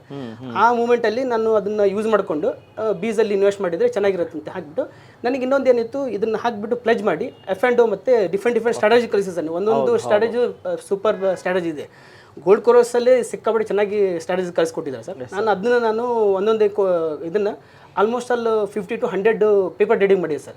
ಮಾಡಿಬಿಟ್ಟು ಅದರಲ್ಲಿ ಒನ್ ಆಫ್ ದಿ ಇದನ್ನು ಐರನ್ ಕೌಂಡರ್ ನಾನು ಎವ್ರಿ ವೀಕ್ ಮಾಡ್ತಾ ಇದ್ದೀನಿ. ಅದನ್ನು ಮಾಡಿಬಿಟ್ಟು ಅದೊಂದು 60,000 to 70,000 ರೂಪಾಯಿ ಒಂದು 3 ತಿಂಗಳಲ್ಲಿ ಮಾಡಿದ್ದೇನೆ ಸರ್ ನಾನು. ಸೊ ಐರನ್ ಕೌಂಡರ್ ಮಾಡಿ ಅಲ್ಲೂ ದುಡ್ಡು ಮಾಡಿದ್ರಾ? ಎಸ್ ಅಂದರೆ ಮೇನ್ಲಿ ಶೇರ್ಸಲ್ಲಿ ದುಡ್ಡು ಹಾಕ್ಕೊಳ್ಳೋದು, mainly ETF that is Nifty BeES, ಆ ಬೀಸ್ಗಳಲ್ಲಿ ದುಡ್ಡು ಹಾಕ್ಕೊಳ್ಳೋದು. ಆ ಬೀಸಲ್ಲೂ ದುಡ್ಡು ಬರ್ತಾ ಇರ್ತದೆ. ಅದನ್ನು ಪ್ಲೆಡ್ಜ್ ಮಾಡಿ ಈ ಕಡೆ ಆಪ್ಷನ್ ಸೆಲ್ಲಿಂಗ್ ಮಾಡಿ ರೆಡ್ ಬಟನ್ ಒತ್ತಿದ್ರೆ ಅಲ್ಲಿ ಒಂದು 1 or 2% ಬಂದೇ ಬರುತ್ತೆ. S sir. ಸೊ ಅಲ್ಟಿಮೇಟ್ಲಿ ಅಲ್ಲಿ ಗ್ರೀನ್ ಬಟನ್ ಪ್ರೆಸ್ ಮಾಡಬೇಕು ಕ್ಯಾಶ್ ಮಾರ್ಕೆಟಲ್ಲಿ. ಆಪ್ಷನ್ಸ್ ಅಲ್ಲಿ ಫ್ಯೂಚರ್ ಅಲ್ಲಿ ರೆಡ್ ಬಟನ್ ಒತ್ತಿದ್ರೆ ಸಾಕು. Yes sir, S sir. So ತುಂಬಾ ಜನ ಏನ್ ಮಾಡ್ತಾರೆ, ಅಲ್ಲೇನು ಹಾಕಲ್ಲ, ಇಲ್ಲಿ ಬಂದ್ಬಿಟ್ಟು ಗ್ರೀನ್ ಬಟನ್ ಒತ್ತಾರೆ, ಅವ್ರಿಗೆ ಕರೆಂಟ್ ಶಾಕ್ ಆಗಿ ಶಾರ್ಟ್ ಸರ್ಕ್ಯೂಟ್ ಆಗಿ ದುಡ್ಡು ಕಳ್ಕೊಂಡು ಹೋಗ್ತಾರೆ. Yes sir. So mainly stock ಮಾರ್ಕೆಟನ್ನ ಒಂದು ಪ್ರೋಸೆಸ್ನ ತಿಳ್ಕೊಬೇಕು. ಸೊ ನೀವು ಕಲಿಬೇಕಾದ್ರೆ ಏನೇನೆಲ್ಲ ಸೋರ್ಸಸ್ನ ರೆಫರ್ ಮಾಡಿದ್ರೆ, ಅಂದರೆ ಅಪಾರ್ಟ್ ಫ್ರಮ್ TD ಅಕಾಡೆಮಿ ಬಿಟ್ಟು ಬೇರೆ ಏನೇನಾದ್ರು ಬೇರೆ ಕಡೆ ಏನೋ ಕಲ್ತಿದ್ದು, ಇಲ್ಲಾಂದರೆ ಟಿಪ್ಸನ್ನ ತೊಗೊಂಡಿರೋದು, ಆ ಥರ ಏನಾದ್ರು ಎಕ್ಸ್ಪೀರಿಯನ್ಸ್ ಇದೆಯಾ? ಇದೆ ಸರ್. ಏನಂದರೆ ನಾವು ಒನ್ಸ್ ನಮ್ಮದು ಇದು ಟ್ರೇಡಿಂಗ್ ಅಕೌಂಟ್ ಓಪನ್ ಮಾಡ್ತೀವಿ, ಡಿಮ್ಯಾಟ್ ಅಕೌಂಟ್ ಓಪನ್ ಮಾಡಿದ್ರೆ ಅದು ನಮ್ಮ ನಂಬರ್ ಅವ್ರಿಗೆ ಬೇರೆಯವ್ರಿಗೆ ಹೆಂಗೆ ಸಿಗುತ್ತೆ ಗೊತ್ತಿಲ್ಲ ಸರ್. ಡೈಲಿ ಕಾಲ್ ಬರ್ತಾಯಿತ್ತು, ನಾವು ನಿಮಗೆ ಟ್ರೇಡಿಂಗ್ ಮಾಡಿಕೊಡ್ತೀವಿ, ಒಂದು ದಿನಕ್ಕೆ ಡಬಲ್ ಮಾಡಿಕೊಡ್ತೀವಿ ದುಡ್ಡು, ಹಾಗೆಲ್ಲ ಸಿಕ್ಕಾಪಟ್ಟೆ ಕಾಲ್ ಬಂದು. ಆ ಕಾಲ್ ಬಂದು ಕೇಳಿದೆ, ನನ್ನ ದುಡ್ಡು ನನಗೆ ಹೆಂಗೆ ಮ್ಯಾನೇಜ್ ಮಾಡೋದು ಗೊತ್ತಿದೆ, ನಿಮ್ಮ ಕಡೆ ನಾನು ಕಲಿಯೋದು ಬೇಡ ಅಂತ ನಾನು ಅವ್ರಿಗೆ ಫೋನ್ ಕಟ್ ಮಾಡಿಬಿಡ್ತಿದ್ದೆ ಸರ್. ಹಾಗೆ ತುಂಬ ಬರ್ತಾಯಿತ್ತು. ಆಮೇಲೆ ತಗೊಂಡಿಲ್ಲ ಯಾವುದು ಟಿಪ್ಸ್ ತೊಗೊಂಡಿಲ್ಲ ಸರ್. ಟಿಪ್ಸ್ ಬೇಕಾಗಿಲ್ಲ ಸರ್. ನೀವು ಹೇಳ್ಕೊಡೋ ಸ್ಟ್ರಾಟಜೀಸು ಆಮೇಲೆ ಇದನ್ನಿದೆಲ್ಲ ಕಣ್ಣು ಮುಚ್ಚಿ ಫಾಲೋ ಮಾಡಿ ಸಾಕು ಸರ್. ಯಾಕಂದ್ರೆ ನೀವೇ ಒಂದು ಸಾಧನೆ ಮಾಡಿದ ದಂತಕತೆ ಸರ್. ಅದನ್ನ ಫಾಲೋ ಮಾಡಿಬಿಟ್ರೆ ನಮಗೆ ಬೇರೆ ಏನೂ ಮಾಡಬೇಕಾಗಿಲ್ಲ ಸರ್. ನಾನು ಹಾಗೆ ನಿಮ್ಮ ಮಾಡಿದ್ದು ಏನು ಹೇಳ್ಕೊಟ್ಟಿದ್ದೆಲ್ಲ ಚಾಚು ಚಾಪದೆ ಮಾಡಿಕೊಂಡು ಪ್ರಾಕ್ಟೀಸ್ ಮಾಡಿ ಅದು ಮಾಡ್ತಿದ್ದೆ. ಸ್ಟಾರ್ಟಿಂಗಲ್ಲಿ ಸ್ವಲ್ಪ ಭಯ ಅನಿಸ್ತಾ ಇತ್ತು. ಓಕೆ, ನನಗೆ ಇದ್ರ ಬಗ್ಗೆ ಐಡಿಯಾ ಇಲ್ಲ ಹೇಗೆ ಅಂತ. ಯಾಕಂದ್ರೆ ನಾನು ಇದರಲ್ಲಿ ಜಸ್ಟ್ 6 months ಬ್ಯಾಕ್ ಸ್ಟಾಕ್ ಮಾರ್ಕೆಟಲ್ಲಿ ಎಂಟ್ರಿ ಆಗಿದೆ ಸರ್. ಹೊಸಬರು ಸರ್. ಆದರೂ ನನಗೇನೋ ಸ್ಟಾಕ್ ಮಾರ್ಕೆಟ್ ಮಾಡೋದು ನಂದು ಅಂದರೆ ಎಂಟೈರ್ಲಿ ಡಿಫ್ರೆಂಟ್ ಯಾವುದೋ ಒಂದು ಹೊಸದಾಗಿ ಮಾಡ್ತಾ ಇರ್ಬೇಕು ಸರ್. ನನ್ನ ಬಿಸ್ನೆಸ್ ಜೊತೆಗೆ ಇದೊಂದು ಸೈಡ್ ಬಿಸ್ನೆಸ್ ಮಾಡಿದೆ ಅಂತೇಳಿ ನಾನು ಸ್ಟಾಕ್ ಮಾರ್ಕೆಟಲ್ಲಿ ಎಂಟ್ರಿ ಇದೆ ಸರ್. ಓಕೆ. ಸೊ ನಿಮಗೆ ಎಲ್ಲ ಥರನೂ ಅಪ್ರೋಚ್ ಮಾಡಿದ್ದಾರೆ, ಟಿಪ್ಸ್ ಕೊಡೋದವರು ಅಪ್ರೋಚ್ ಎಲ್ಲ ಮಾಡಿದ್ದಾರೆ ಸರ್. ಮಾಡಿದ್ದಾರೆ. ಅಕೌಂಟ್ ಹ್ಯಾಂಡ್ಲಿಂಗ್ ಅವರು ಅಪ್ರೋಚ್ ಮಾಡಿದ್ದಾರೆ. ಫೋನ್ ಮಾಡಿಬಿಟ್ಟು ನಿಮ್ದು ಅಕೌಂಟಲ್ಲಿ ಇಷ್ಟು ದುಡ್ಡಿದೆ, ನಾನೇ ಹ್ಯಾಂಡಲ್ ಮಾಡಿಕೊಡ್ತೀನಿ, 10 ಲಕ್ಷ 20 ಲಕ್ಷ ಮಾಡಿಕೊಡ್ತೀನಿ, ಆ ಥರ ಎಲ್ಲ ಹೇಳಿದೆ ಸರ್. ಹೇಳಿದೆ ನನ್ನ 10 ಲಕ್ಷ 20 ಲಕ್ಷ ಮಾಡೋದು ನನಗೂ ನಾಲೆಜ್ ಇದೆ, ನಿಮ್ಮ ಕಡೆ ಕೊಡಲ್ಲ ಅಂತೇಳಿ ನಾನು ಫೋನ್ ಕಟ್ ಮಾಡ್ತಾಯಿದ್ದೆ ಸರ್. ತುಂಬ ಜನಕ್ಕೆ ಈ ಥರ ಕಾಲ್ಸ್ ಬರುತ್ತೆ, ತುಂಬ ಹುಷಾರಾಗಿರಿ. ನಮ್ಮ ಸ್ಟೂಡೆಂಟ್ಸ್ಗೆ ಈ ಥರ ತುಂಬ ಜನ ಕಾಲ್ ಮಾಡ್ತಾರೆ. ಸೊ ನಾವೇನು ಮಾಡ್ತೀವಿ ಅಂದರೆ ಅವ್ರಿಗೊಂದೇ ಒಂದು ಪ್ರಶ್ನೆ ಕೇಳ್ತೀನಿ. 20,000 ನಿಫ್ಟಿ ಇದೆ, 20,000 ಹತ್ರ ನಿಫ್ಟಿ ಇದೆ, 20,000 ಕಾಲನ್ನ 200 ರೂಪಾಯಿ ಕೊಟ್ಟು ತೊಗೊತೀರಾ, ಮಾರ್ಕೆಟ್ 20,200 ಎಕ್ಸ್ಪೈರ್ ಆಗುತ್ತೆ, ಎಷ್ಟು ದುಡ್ಡು ಬರುತ್ತೆ ಅಂತ ಕೇಳಿದ್ರೆ 10,000 ಬರುತ್ತೆ, 5,000 ಬರುತ್ತೆ ಅಂತ ಹೇಳ್ತಾರೆ. ಅಲ್ಲೇ ಗೊತ್ತಾಗುತ್ತೆ ಅವ್ರಿಗೊಂದು ಬ್ರೇಕ್ ಇವನ್ ಫಾರ್ಮುಲಾ ಸಹ ಗೊತ್ತಿಲ್ಲ ಟಿಪ್ಸ್ ಕೊಡೋರ್ಗೆ ಅಂತ ಗೊತ್ತಾಗುತ್ತೆ. ಅಲ್ಲೇ ಗೊತ್ತಾಗುತ್ತೆ ಅವ್ರಿಗೆ ಏನೂ ನಾಲೆಜ್ ಇಲ್ಲ. ಸೊ ಒಂದು 10ನೇ ಕ್ಲಾಸು PUC ಮಾಡಿರ್ತಾರೆ, ಏನೋ ಒಂದು ಕೆಲಸಕ್ಕೆ ಪಾಪ ಓದಾಡ್ತಾ ಇರ್ತಾರೆ, ಅವ್ರನ್ನ ಯಾರೋ ಒಬ್ರು ಕರೀತಾರೆ, ಏನಿಲ್ಲ ನಾನು ಫೋನ್ ನಂಬರ್ಸ್ ಕೊಡ್ತೀನಿ, ಫೋನ್ ಮಾಡಿಬಿಟ್ಟು ಅವ್ರಿಗೆ ಅಪ್ರೋಚ್ ಮಾಡು, ಟಿಪ್ಸ್ ಕೊಡು, ಅದ್ರಲ್ಲಿ ಶೇರಿಂಗ್ ಸಿಗುತ್ತೆ ಅಂತ ಹೇಳ್ತಾರೆ. ಈ ಥರ ತುಂಬ ಜನ ಮೋಸ ಹೋಗ್ತಾರೆ. ಅಂದರೆ ಯಾರೇ ಒಬ್ಬರು ಟಿಪ್ಸ್ ಕೊಡೋಕೆ ಬಂದ್ರೂ ಅರ್ಥ ಮಾಡ್ಕೊಳ್ಳಿ, ಟಿಪ್ಸನ್ನು ನಿಮಗೆ ಕೊಡೋ ಬದಲು ಅವರೇ ತೊಗೊಂಡು ಅವರೇ ಟ್ರೇಡ್ ಮಾಡಿ ಕೋಟಿ ಮಾಡ್ಬೋದು ತಾನೆ. ಸೊ ಅವ್ರೇನು ನಿಮಗೆ ಟಿಪ್ಸ್ ಅನ್ನೋದು ಶಾರ್ಟ್ಕಟ್, ಒಂದೇ ಒಂದು ಬಟನಲ್ಲಿ ಲಕ್ಷ ಸಂಪಾದನೆ ಮಾಡ್ಬೋದು. ಬಟ್ ಎಜುಕೇಷನ್ ಅನ್ನೋದಾಗಲ್ಲ ಸರ್. ನೀವು ನಮ್ಮ ಹತ್ರ ಬಂದಿದ ತಕ್ಷಣ 3 ದಿವಸಕ್ಕೆ ಲಕ್ಷ ಮಾಡಿಬಿಟ್ರಾ? ಇಲ್ಲ ಸರ್, ಇಲ್ಲ. ಎಷ್ಟೋ ತಿಂಗಳು ಪರಿಶ್ರಮ ಪಟ್ಟಿದೆ ಸರ್. ಆಲ್ಮೋಸ್ಟ್ 3 months ನಾನು ಟೈಮ್ ತೊಗೊಂಡಿದ್ದೀನಿ, ಪ್ರಾಕ್ಟೀಸ್ ಮಾಡಿದ್ದೀನಿ. ನೀವು ಹೇಳ್ಕೊಟ್ಟು ಸ್ಟ್ರಾಟಜಿ ಮತ್ತು ಕೆಲವೊಂದು ಏನು ಪಾಠಗಳಿದೆಯಲ್ಲ ಅದನ್ನ ಡೈಲಿ ನಾನು ಪ್ರಾಕ್ಟೀಸ್ ಮಾಡ್ತಾ ಇದ್ದೆ. ಕಷ್ಟಪಟ್ಟು ಕಲ್ತ್ರೆ ಡೆಫಿನೆಟ್ಲಿ ಸಾಧಕರು ಸೀಟಿಗೆ ನೀವು ಬರ್ಬೋದು, ಯಾರು ಬೇಕಾದ್ರೂ ಬರ್ಬೋದು. ಇದೇ ಒಂದು ನೇರ ಒಂದು ಸಂದರ್ಶನ ಅಂತ ನೋಡ್ಬೋದು. ಅಂದರೆ ಎಲ್ಲ ಸಾಕ್ಷಿನೂ ನಿಮ್ಮ ಕಣ್ಮುಂದೆನೇ ಇದೆ, ಎಲ್ಲ ಪ್ರೂಫು ಸಹ ನಿಮ್ಮ ಪ್ರಾಫಿಟಬಲ್ ಸ್ಕ್ರೀನ್ಶಾಟ್ಸ್ ಆಗಲಿ ಆ್ಯಂಡ್ ಲೈವ್ ಆಗಿ 3 ಅಕೌಂಟು ಸಹ ತೆಗೆದು ತೋರಿಸ್ತಾ ಇದ್ದೀವಿ. ಸೊ ಒಂದು ಅಕೌಂಟಲ್ಲಿ ಒನ್ಸ್ ಅಗೇನ್ ಇದು F&O ಟ್ರೇಡಿಂಗಲ್ಲಿ ನೋಡ್ಬೋದು. F&O ಬ್ಯಾಂಕ್ ನಿಫ್ಟಿ ಎಲ್ಲ ಮಾಡಿದ್ದಾರೆ. ಐರನ್ ಕೌಂಟರ್ ಅಲ್ಲ ಸರ್ ಮಾಡಿರೋದು? ಸೊ ಐರನ್ ಕೌಂಟರ್ಸ್ ಮಾಡಿದ್ದಾರೆ. ಸೆನ್ಸೆಕ್ಸಲ್ಲೂ ಟ್ರೇಡ್ ಮಾಡಿದ್ದಾರೆ. ಇದರಲ್ಲೊಂದು 60-70 ಸಾವಿರ ಅನ್ಕೊಳ್ಳಿ, 70,000 ಇದೆ. ಆ್ಯಂಡ್ ಇದರಲ್ಲಿ ನೋಡಿದ್ರೆ 1 ಲಕ್ಷ ಪ್ರಾಫಿಟ್ ಇದೆ. ಸೊ ಟೋಟಲ್ ಇಲ್ಲಿ 1,70,000 ಪ್ರಾಫಿಟ್ ಇದೆ. ಈ ಅಕೌಂಟಲ್ಲೂ 1 ಲಕ್ಷ ಅನ್ಕೊಳ್ಳೋಣ ಫಸ್ಟ್ ಸ್ಟಾಕಲ್ಲಿ. ಅಲೈಸ್ ಬ್ಲೂ ಅಲ್ಲಿ 82,000. ಟೋಟಲ್ ಇವ್ರದ್ದು ಪ್ರಾಫಿಟ್ ನೋಡೋಕೆ ಹೋದರೆ ಆಲ್ಮೋಸ್ಟ್ ಒಂದು 3.5 ಲಕ್ಷ ಪ್ರಾಫಿಟ್ ಮಾಡ್ತಾ ಇದ್ದಾರೆ. ಆ್ಯಂಡ್ ಅಷ್ಟೇ ಡೀಸೆಂಟಾಗಿ ಆರಾಮಾಗಿ ಕೂಲಾಗಿದ್ದಾರೆ. ಸೊ 3.5 ಲಕ್ಷ ಮಾಡಿದ್ರು ಅಂತ ಏನೋ ಅವ್ರು ಎಕ್ಸೈಟೇಷನ್ ಏನಿಲ್ಲ, ಎಷ್ಟು ಕಾಮಾಗಿ ಕೂಲಾಗಿದ್ದಾರೆ. ಸೊ ಅದು ಒಂದು ಕಲಿಬೇಕು. ಸೊ ಸ್ಟಾಕ್ ಮಾರ್ಕೆಟಲ್ಲಿ ತಾಳ್ಮೆನ ತುಂಬ ಮುಖ್ಯ.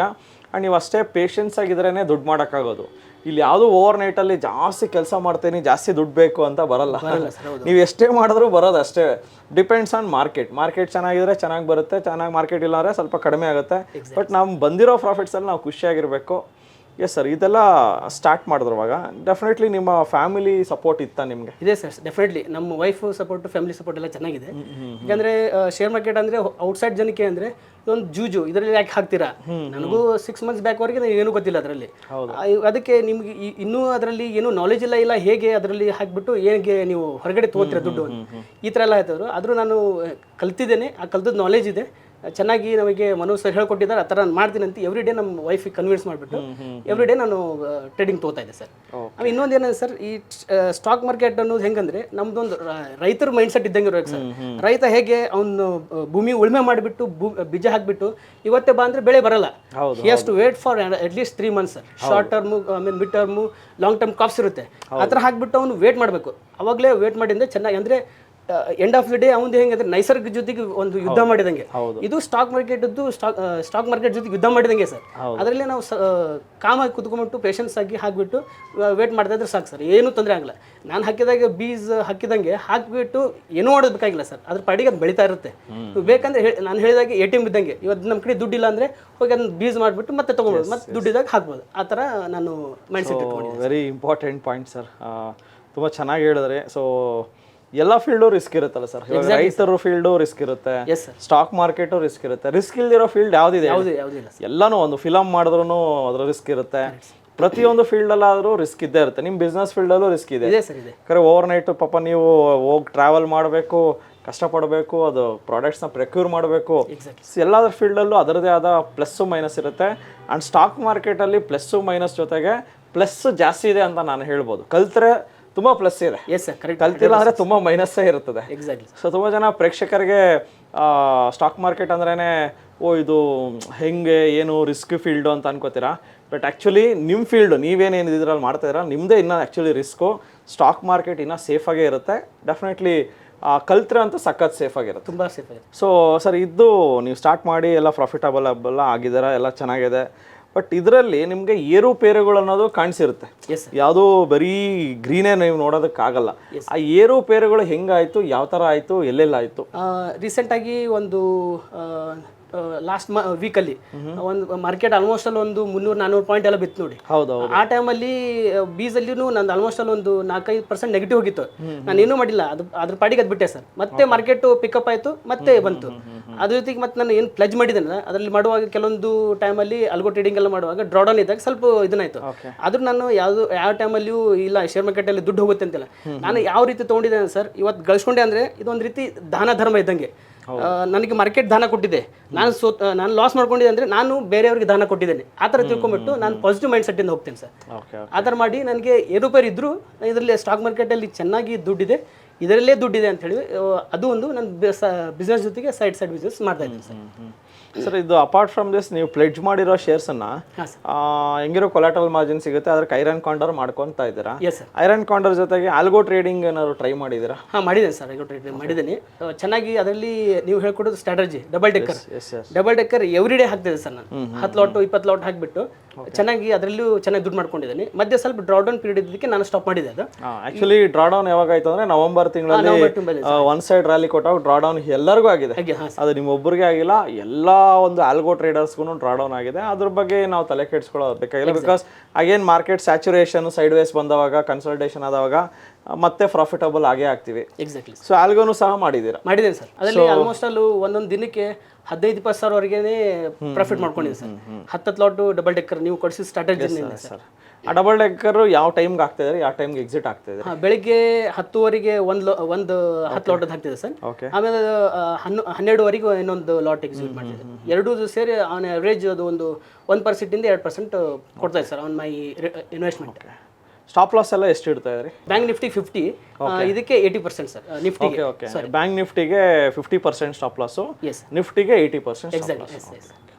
Fine sir. So apart from this, ನಿಮ್ಮ ಒಂದು ಜರ್ನಿಯಲ್ಲಿ ತುಂಬ ಜನನ ನೋಡಿರ್ತೀರ. ಅಂದರೆ ನಿಮ್ಮ ಫ್ರೆಂಡ್ ಸರ್ಕಲ್ ಆಗಲಿ, ನೀವು ಬರೋಕ್ಕೆ ಮುಂಚೆ ಒಂಥರ ಮಾತಾಡ್ತಾರೆ, ಬಂದಾದಮೇಲೆ ಸಕ್ಸಸ್ ಆದಮೇಲೆ ಒಂಥರ ಮಾತಾಡ್ತಾರೆ. ಆ್ಯಂಡ್ ಆ ಥರ ಒಂದು ಇನ್ಸಿಡೆಂಟ್ಸ್ ಏನಾದ್ರು ನಡೆದಿದೆ ಅಂದರೆ ಫ್ರೆಂಡ್ ಸರ್ಕಲ್ ನಿಮ್ಮನ್ನು ಡಿಮೋಟ್ ಮಾಡಿರೋದು, ಬೇಡ ಬಿಟ್ಬಿಡು, ಆ ಥರ ಏನಾದ್ರು ಡಿಮೋಟಿವೇಶನ್ ನಡೆದಿದೆಯಾ? ಹಾಂ, ಆಗಿದೆ ಸರ್, ತುಂಬ ಸಲ ಆಗಿದೆ. ಅಂದರೆ ಲೈಕ್ ನಮ್ಮ ಫ್ಯಾಮಿಲಿ ಫಂಕ್ಷನ್ ಇದ್ದಾಗೆ ನಮ್ಮ ಹಾಗೆ ಮಾತು ನೋಡುವಾಗ ಬಿಸ್ನೆಸ್ ಜೊತೆಗೆ ಇದೊಂದು ಮಾಡ್ತಾ ಇದೆ, ಈ ಶೇರ್ ಮಾರ್ಕೆಟು ಬೆಂಕಿದ್ದಂಗೆ, ಕೈ ಹಾಕಬೇಡಿ ಸುಡುತ್ತೆ, ನೀವು ಏನು ಬಿಸ್ನೆಸ್ ಮಾಡ್ತಿದ್ರೆ ಹಾಗೆ ಮಾಡಿ ಅಂತೇಳಿ. ನಂದು ಚಾಲೆಂಜಿಂಗ್ ಆ್ಯಟಿಟ್ಯೂಡ್ ಇದ್ದದಕ್ಕೆ ಇಲ್ಲ, ನಾನು ಎಲ್ಲಿ ಕಷ್ಟ ಇರುತ್ತೆ ಅದನ್ನೇ ಮಾಡಬೇಕು ಅನ್ನೋದು ನಂದು ಚಾಲೆಂಜಿಂಗ್ ಆ್ಯಟಿಟ್ಯೂಡ್ ಇದೆ. ಅದು ಹೇಳ್ತಿದ್ದಿಲ್ಲ, ನನಗೆ ಚೆನ್ನಾಗಿ ಅದ್ರ ಬಗ್ಗೆ ನಾಲೆಜ್ ಸಿಕ್ಕಿದೆ. PD ಅಕಾಡೆಮಿ ಅಂತ ಒಂದು ಒಳ್ಳೆ ಇನ್ಸ್ಟಿಟ್ಯೂಟಲ್ಲಿ ನಾನು ಕಲ್ತ್ಕೊಂಡಿದ್ದೀನಿ. ನನಗೆ ಒಳ್ಳೊಳ್ಳೆ ಸ್ಟ್ರಾಟಜೀಸ್ ಎಲ್ಲ ಹೇಳ್ಕೊಟ್ಟಿದ್ದಾರೆ. ಅದೊಂದು ಧೈರ್ಯದಿಂದ ನನಗೆ ಏನೇ ದುಡ್ಡು ಹಾಕಿದ್ರು ಅದು ಲಾಸಲ್ಲಿ ಹೋಗ್ತಾ ಇದ್ರು ನಾನು ಪ್ರಾಫಿಟ್ ಮಾಡ್ಕೊಂಬರೋದು ನನಗೆ ಗೊತ್ತಿದೆ. ಆ ಥರ ಮಾಡ್ತಿದ್ದಂತೆ ಅದು ನಾನು ಹೇಳೋ ಮಾತಿಗೆ ಅವ್ರಿಗೆ ಇಂಟ್ರೆಸ್ಟ್ ಬಂದು ನನಗೂ ಈ ಥರ ಹೇಳ್ಕೊಡಿ, ನಾನು ಸೆಲ್ಲಿಂಗ್ ಕಲಿಬೇಕು. ಎಸ್ಪೆಷಲಿ ಅವರು ಸ್ಟಾಕ್ ಮಾರ್ಕೆಟಲ್ಲಿ ಇದ್ದಾರೆ ಸರ್, ಬಟ್ ಆದರೆ ಅವ್ರಿಗೆ ಸೆಲ್ಲಿಂಗ್ ಮತ್ತು ಇದ್ರ ಬಗ್ಗೆ ಐಡಿಯಾ ಇಲ್ಲ. ಸ್ಟಾಕ್ ಅವರು ಇಕ್ವಿಟಿಯಲ್ಲಿ ಇದ್ದಾರೆ, ಇಕ್ವಿಟಿಯಲ್ಲಿ ಇದ್ದಾರೆ. ಆಪ್ಷನ್ ರೈಟರ್ ಆಗ್ಬೇಕಂತ ಅವ್ರಿಗೂ ತುಂಬ ಆಸೆ ಸರ್. ಅವ್ರಿಗೆ ಹೇಳ್ತಾ ಇಲ್ಲ, ಹಿಂಗೆ ಇನ್ಸ್ಟಿಟ್ಯೂಟ್ ಇದೆ, ನೀವು ಹೋಗ್ಬಿಟ್ಟು ಕಲೀರಿ, ಇದರಲ್ಲಿ ನಿಮಗೆ ನಾಲೆಜ್ ಬರುತ್ತೆ. ನಾಲೆಜ್ ಮಾಡಿದ ನಂತರ ಹಾಕಿ ಬರೀ ಸ್ಟಾರ್ಟಿಂಗಲ್ಲಿ ನಿಮಗೆ 1 or 2 ಲಾಟಲ್ಲಿ ಮಾಡಿ. ಇಲ್ಲ ಬೇಡ ನನಗೆ ಧೈರ್ಯ ಇಲ್ಲ ಅಂದರೆ ಇದರಲ್ಲಿ ಸೆನ್ಸಿಬಲಲ್ಲಿ ಇದನ್ನಿದೆ, ಪೇಪರ್ ಟ್ರೇಡಿಂಗ್ ಇದೆ, ಅದನ್ನು ಮಾಡಿ. ಅದು ಮಾಡಿಬಿಟ್ಟು ಕಲ್ತ್ಕೊಂಡು ನೀವು ಧೈರ್ಯ ಬಂತಂದರೆ ಇನ್ವೆಸ್ಟ್ ಮಾಡಿ. ಇದರಲ್ಲಿ ದುಡ್ಡು ಹೋಗುತ್ತೆ ಅಂತ ನೀವು ತಲೆ ಇಟ್ಕೊಂಡು ಬಂದರೆ ಹೋಗೇ ಹೋಗುತ್ತೆ. ಅದನ್ನು ಫಸ್ಟಿಗೆ ನೆಗೆಟಿವ್ ಥಾಟ್ ನಿಮ್ಮ ತಲೆಯಿಂದ ತೆಗೆದುಬಿಡಿ ಸರ್. ಇವಾಗ ಎಲ್ಲರಿಗೂ ಇಂಪ್ರೆಸ್ ಆಗಿಬಿಟ್ಟು ಅವರು ನನಗೆ ಇದ್ರ ಬಗ್ಗೆ ಹೇಳ್ಕೊಡಿ ಅಂತೇಳಿ ನನಗೆ ಹಿಂದೆ ಬಂದಿದ್ದಾರೆ ಸರ್. ಓಕೆ. ಸ್ಟಾಕ್ ಮಾರ್ಕೆಟ್ ಬಗ್ಗೆ ಹೇಳಬೇಕಂದ್ರೆ ಫಸ್ಟ್ ನೀನು ಹೋಗಿ ನೋಡ್ಕೋಬಾ, ನಿನ್ಗೆ ಏನಾದ್ರು ಎಲ್ಲ ಚೆನ್ನಾಗಿದ್ರೆ ನಾನು ಬರ್ತೀನಿ ಆ ಥರ. ತುಂಬ ಜನಕ್ಕೆ ಇಲ್ಲಿ ಬಂದು ಫಸ್ಟ್ ನೀನು ಹೋಗ್ಬಿಟ್ಟು ಈಜಾಡ್ಕೊಂಡು ಸ್ವಿಮ್ ಮಾಡ್ಕೊಂಡು ಏನಾದ್ರು ದುಡ್ಡು ಮಾಡ್ಕೋಬಾ, ಆಮೇಲೆ ಬೇಕಾದ್ರೆ ನಾವು ನೀರಿಗೆ ಇಳಿತೀವಿ ಅಂತಾರೆ. ಅಂದರೆ ನೀರಿಗೆ ಇಳಿಯೋದಕ್ಕೆ ಭಯ. ಆ ಒಂದು ಮೈಂಡ್ ಸೆಟ್ಗಳನ್ನ ಚೇಂಜ್ ಮಾಡ್ಕೋಬೇಕು. ಸ್ಟಾಕ್ ಮಾರ್ಕೆಟ್ ಒಂದು ಪಕ್ಕಾ ವ್ಯಾಪಾರ. ಗುಜರಾತ್ನಲ್ಲಿ ಈ ವ್ಯಾಪಾರನ ತುಂಬ ಜನ ತುಂಬ ನೀಟಾಗಿ ಕ್ಲೀನಾಗೆ ಮಾಡ್ತಾ ಇದ್ದಾರೆ. ಆ್ಯಂಡ್ ನಮ್ಮ ರಾಜ್ಯದಲ್ಲಿ ಈ ವ್ಯಾಪಾರ ಮಾಡೋದಕ್ಕೆ ಯಾಕೆ ಭಯ ಪಡ್ತೀರಾ? ಭಯ ಎಲ್ಲ ಪಡಬೇಡಿ. ಸ್ಟಾಕ್ ಮಾರ್ಕೆಟ್ ಒಂದು ಪಕ್ಕಾ ವ್ಯಾಪಾರ. ಈ ವ್ಯಾಪಾರನ ಯಾರು ಬೇಕಾದ್ರೂ ಕಲಿಬೋದು. ಗುಜರಾತಲ್ಲಿ ಪ್ರತಿಯೊಬ್ಬರಿಗೂ ಬ್ಲಡ್ಡಲ್ಲೇ ಇದೆ ಸ್ಟಾಕ್ ಮಾರ್ಕೆಟ್ ವ್ಯಾಪಾರ ಅನ್ನೋದು, ಅವ್ರ ಮೈಂಡ್ ಸೆಟ್ಟಲ್ಲೇ ಇದೆ. ಬಟ್ ನಮ್ಮ ರಾಜ್ಯದಲ್ಲಿ ಈ ವ್ಯಾಪಾರಗಳ ಕಡೆ ನಾವು ತಲೆ ಕೆಡಿಸ್ಕೋತಾ ಇಲ್ಲ. ಬಟ್ ಎಷ್ಟು ದಿನ ಅಂತ ನೀವು ಆ ವ್ಯಾಪಾರಗಳ ಬಗ್ಗೆ ತಿಳ್ಕೊಂಡಿರಾ, ಲೆಕ್ಕಗಳು ಗಣಿತಗಳನ್ನ ಮಿಸ್ ಮಾಡಿಕೊಂಡು ಕಲೀಲೇಬೇಕಲ್ಲ. ಇವತ್ತಿರೋ ಗಣಿತ ನೀವು ಕಲೀಲೇಬೇಕು. ಕೂಡಿ ಕಳಿಯೋದು, ಮಲ್ಟಿಪ್ಲಿಕೇಶನ್ ಮಾಡೋದು ಕಲೀಲೇಬೇಕು. ದುಡ್ಡನ್ನು ಮಲ್ಟಿಪ್ಲೈ ಮಾಡೋದು ಕಲೀಲೇಬೇಕು. ಬರೀ ಬುಕ್ಕಲ್ಲಿ ಸ್ಕೂಲಲ್ಲಿ ಮಲ್ಟಿಪ್ಲಿಕೇಶನ್ ಹೇಳ್ಕೊಟ್ಟಿದ್ದೋ, ಮಲ್ಟಿಪ್ಲೈ ಮಾಡಿದ್ದು, ಆನ್ಸರ್ ಹೇಳಿದ್ದು, ಅದೇ ದುಡ್ಡನ್ನು ಮಲ್ಟಿಪ್ಲೈ ಮಾಡೋದು ಕಲೀಲೇಬೇಕಲ್ಲ. ಬರೀ ಗುಜರಾತ್ನವರೇನೆ ಮಾಡೋಕ್ಕಾಗೋದು ವ್ಯಾಪಾರನ? ನಾವು ಸಹ ವ್ಯಾಪಾರ ಮಾಡಿ ಗೆಲ್ಬೋದು. ಅದಕ್ಕೆ ಒಂದು ಪ್ರತ್ಯಕ್ಷತ ಸಾಕ್ಷಿ ನಮ್ಮ ಮುಂದೆನೇ ಇದ್ದಾರೆ. ಸೊ ಅವ್ರು ಮೂಲತಃ ಹುಬ್ಳಿಯಿಂದ. ಹುಬ್ಳಿ ಅಂದ್ರೇ ಒಂದು ಸ್ವಲ್ಪ ಕನ್ಸರ್ವೇಟಿವ್ ಮೈಂಡ್ಸೆಟ್ ಇರುತ್ತೆ, ಬೇಡ ವ್ಯಾಪಾರಗಳೆಲ್ಲ ಬೇಡ. ಅದು ಶೇರ್ ವ್ಯಾಪಾರ ಅಂದರೆ ಸಿಕ್ಕಾಪಟ್ಟೆ ಭಯ ಇದ್ದೇ ಇರುತ್ತೆ. ಆದರೂ ಸಹ ಮಾಂತೇಶ್ ಸರ್ ಹತ್ರ ಒಂದು ನಾನು ಏನು ನೋಡಿ ಅಂದ್ಕೋತಾ ಇರೋದಂದರೆ, ಇವ್ರಿಗೆ ತುಂಬ ಚಾಲೆಂಜಿಂಗ್ ಆ್ಯಟಿಟ್ಯೂಡ್ ಇದೆ.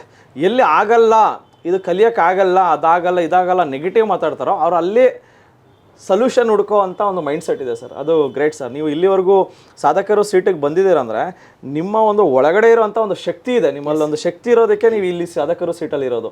ಏನು ಓವರ್ ನೈಟಲ್ಲಿ ಏನಾಗಿಲ್ಲ. ನೀವೊಂದು ತುಂಬ ಪ್ರಯತ್ನಪಟ್ಟು ಕಲಿತು ಆ್ಯಂಡ್ ಕಾನ್ಫಿಡೆಂಟಾಗಿ ಮಾಡಿದಿರಲ್ಲ. ಇಷ್ಟು ಕ್ಯಾಪಿಟಲ್ ಹಾಕಿ ಮಾಡೋದಕ್ಕೆ ಧೈರ್ಯನೂ ಬೇಕಾಗುತ್ತೆ. ಆ್ಯಂಡ್ ಒಂದು ದಾರಿ ಇದೆಯಲ್ಲ, ಕರೆಕ್ಟಾಗಿ ದಾರಿ ಹಿಡ್ಕೊಂಡಿದ್ದೀರಾ. ಆ್ಯಂಡ್ ಈ ದಾರಿಯಲ್ಲಿ ನೀವು ಇನ್ನೂ ಹೆಚ್ಚೆಚ್ಚಿಗೆ ನೀವು ಪ್ರಾಫಿಟ್ ಮಾಡೇ ಮಾಡ್ತೀರಾ. ಸೊ ನೆಕ್ಸ್ಟ್ ಇಯರ್ ಅಷ್ಟರಲ್ಲಿ ಸಾಧಕರು ಸೀಟಿಗೆ ನೀವು ಮತ್ತೆ ಬಂದರೆ 10 ಲಕ್ಷಕ್ಕೆ ಪ್ಲಸ್ ಪ್ರಾಫಿಟ್ಟು, ಇಲ್ಲ 20 ಲಕ್ಷ 30 ಲಕ್ಷ ಆಗಲಿ ಅಂತ ನಮ್ಮೆಲ್ಲ ಆಶಯ. ಸರ್, ಟ್ರೇಡರ್ಸ್ ಕಮ್ಯುನಿಟಿ ತುಂಬ ಜನ ನೋಡ್ತಾ ಇರ್ತಾರೆ. ಈ ಒಂದು ಸಾಧಕರು ಇಂದ ಟೇಕ್ ಅವೇ ಏನಂದರೆ, ಒಂದು ಬೀಸಲ್ಲಿ ಹಾಕಿ ದುಡ್ಡು ಮಾಡೋದು, ಪ್ಲೆಡ್ಜ್ ಮಾಡಿ ಸೆಲ್ಲಿಂಗ್ ಮಾಡ್ಕೊಂಡು ದುಡ್ಡು ಮಾಡೋದು. ಇನ್ನು ಏನೇನೆಲ್ಲ ಮಾಡಬೇಕು, ಏನೇನೆಲ್ಲ ಮಾಡಬಾರ್ದು, ನಿಮಗೆ ಗೊತ್ತಿರೋ ಅಂಥ ನಾಲೆಜನ್ನು ಹೇಳಿ ಸರ್. ನಮಗೆ ಎಷ್ಟು ಈ 4-5 ತಿಂಗಳ ಎಕ್ಸ್ಪೀರಿಯೆನ್ಸಲ್ಲಿ ಏನಾಗಿದೆ ಅದನ್ನ ಹೇಳ್ತೀನಿ ಸರ್ ನಾನು. ಸರ್, ಎಸ್ಪೆಷಲಿ ಬೀಸಲ್ಲಿ ಹಾಕೋದ್ರಿಂದ ಏನಾಗುತ್ತೆ ಅಂದರೆ, ನಾವು ಯಾವುದೇ ರೀತಿ ಮಾರ್ಕೆಟ್ ಕೆಳಗಡೆ ಹೋಗುತ್ತೆ, ನಮ್ಮ ದುಡ್ಡು ಹೋಗುತ್ತೆ ಅದೆಲ್ಲ ಅನ್ನೋದು ಬೇಕಾಗಿಲ್ಲ. ಏನಕ್ಕೆಂದರೆ ಭೂಮಿ ಇರೋರಿಗೆ ಮಾರ್ಕೆಟ್ ಇರೋದು. ಅದಕ್ಕೆ ನೋಡಿದರೆ ಈ ಬೀಸೆಲ್ಲ ಏನಿರುತ್ತಲ್ವ, ಯಾವಾಗಲೂ ಮೇಲೆ ಹೋಗ್ತಾನೆ ಇರುತ್ತೆ, ಮಾರ್ಕೆಟ್ ಮೇಲೆ ಹೋಗ್ತಾನೆ ಇರುತ್ತೆ. ನಾವು ಅದನ್ನು ಅಂಜಿಬಿಟ್ಟು ನಾವು ದುಡ್ಡು ಹಾಕ್ಲಾರ್ದೇ ಇದ್ದರೆ ಎಂಡ್ ಆಫ್ ದ ಡೇ ದುಡ್ಡು ಮಾಡ್ಕೊಳಕ್ಕಾಗಲ್ಲ. ಅದು ಒಂದು. ಆಮೇಲೆ ಇನ್ನೊಂದು ಏನಂದರೆ, ಸ್ಟಾಕ್ ಮಾರ್ಕೆಟಲ್ಲಿ ನಾಲೆಜ್ ಇಲ್ಲಾರ್ದೆ ಯಾವಾಗಲೂ ಸ್ಟಾಕ್ ಮಾರ್ಕೆಟಲ್ಲಿ ಇಳಿಬಾರ್ದು. ಏನಂದರೆ ನಾರ್ಮಲ್ ಏನಾಗುತ್ತೆ, ಕೆಲವೊಬ್ಬರೆಲ್ಲ ಅರ್ಧಂಬರ್ಧ ನಾಲೆಜ್ ಇರುತ್ತೆ, ಇಳಿತಾರೆ, ದುಡ್ಡೆಲ್ಲ ಹಾಳು ಮಾಡ್ಕೋತಾರೆ. ಸ್ಟಾಕ್ ಮಾರ್ಕೆಟ್ ಅನ್ನೋದೇ ಒಂದು ಜೂಜು, ಇದರಲ್ಲಿ ದುಡ್ಡು ಮಾಡ್ಕೊಳಕ್ಕಾಗಲ್ಲ, ದುಡ್ಡು ಬರ್ನಾಗಿ ಹೋಗುತ್ತೆ, ಜೀವನನೇ ಹಾಳಾಗುತ್ತೆ ಅಂತ ಹೇಳ್ತಾರೆ ಹೊರತು ಯಾರೂ ಅದರಲ್ಲಿ ಕಲೀಲಾರದೆ ಇಳಿದಿದ್ದು ಅವ್ರ ಮಾತಿರುತ್ತಲ್ಲ ಅದನ್ನು ನಂಬಬೇಡಿ.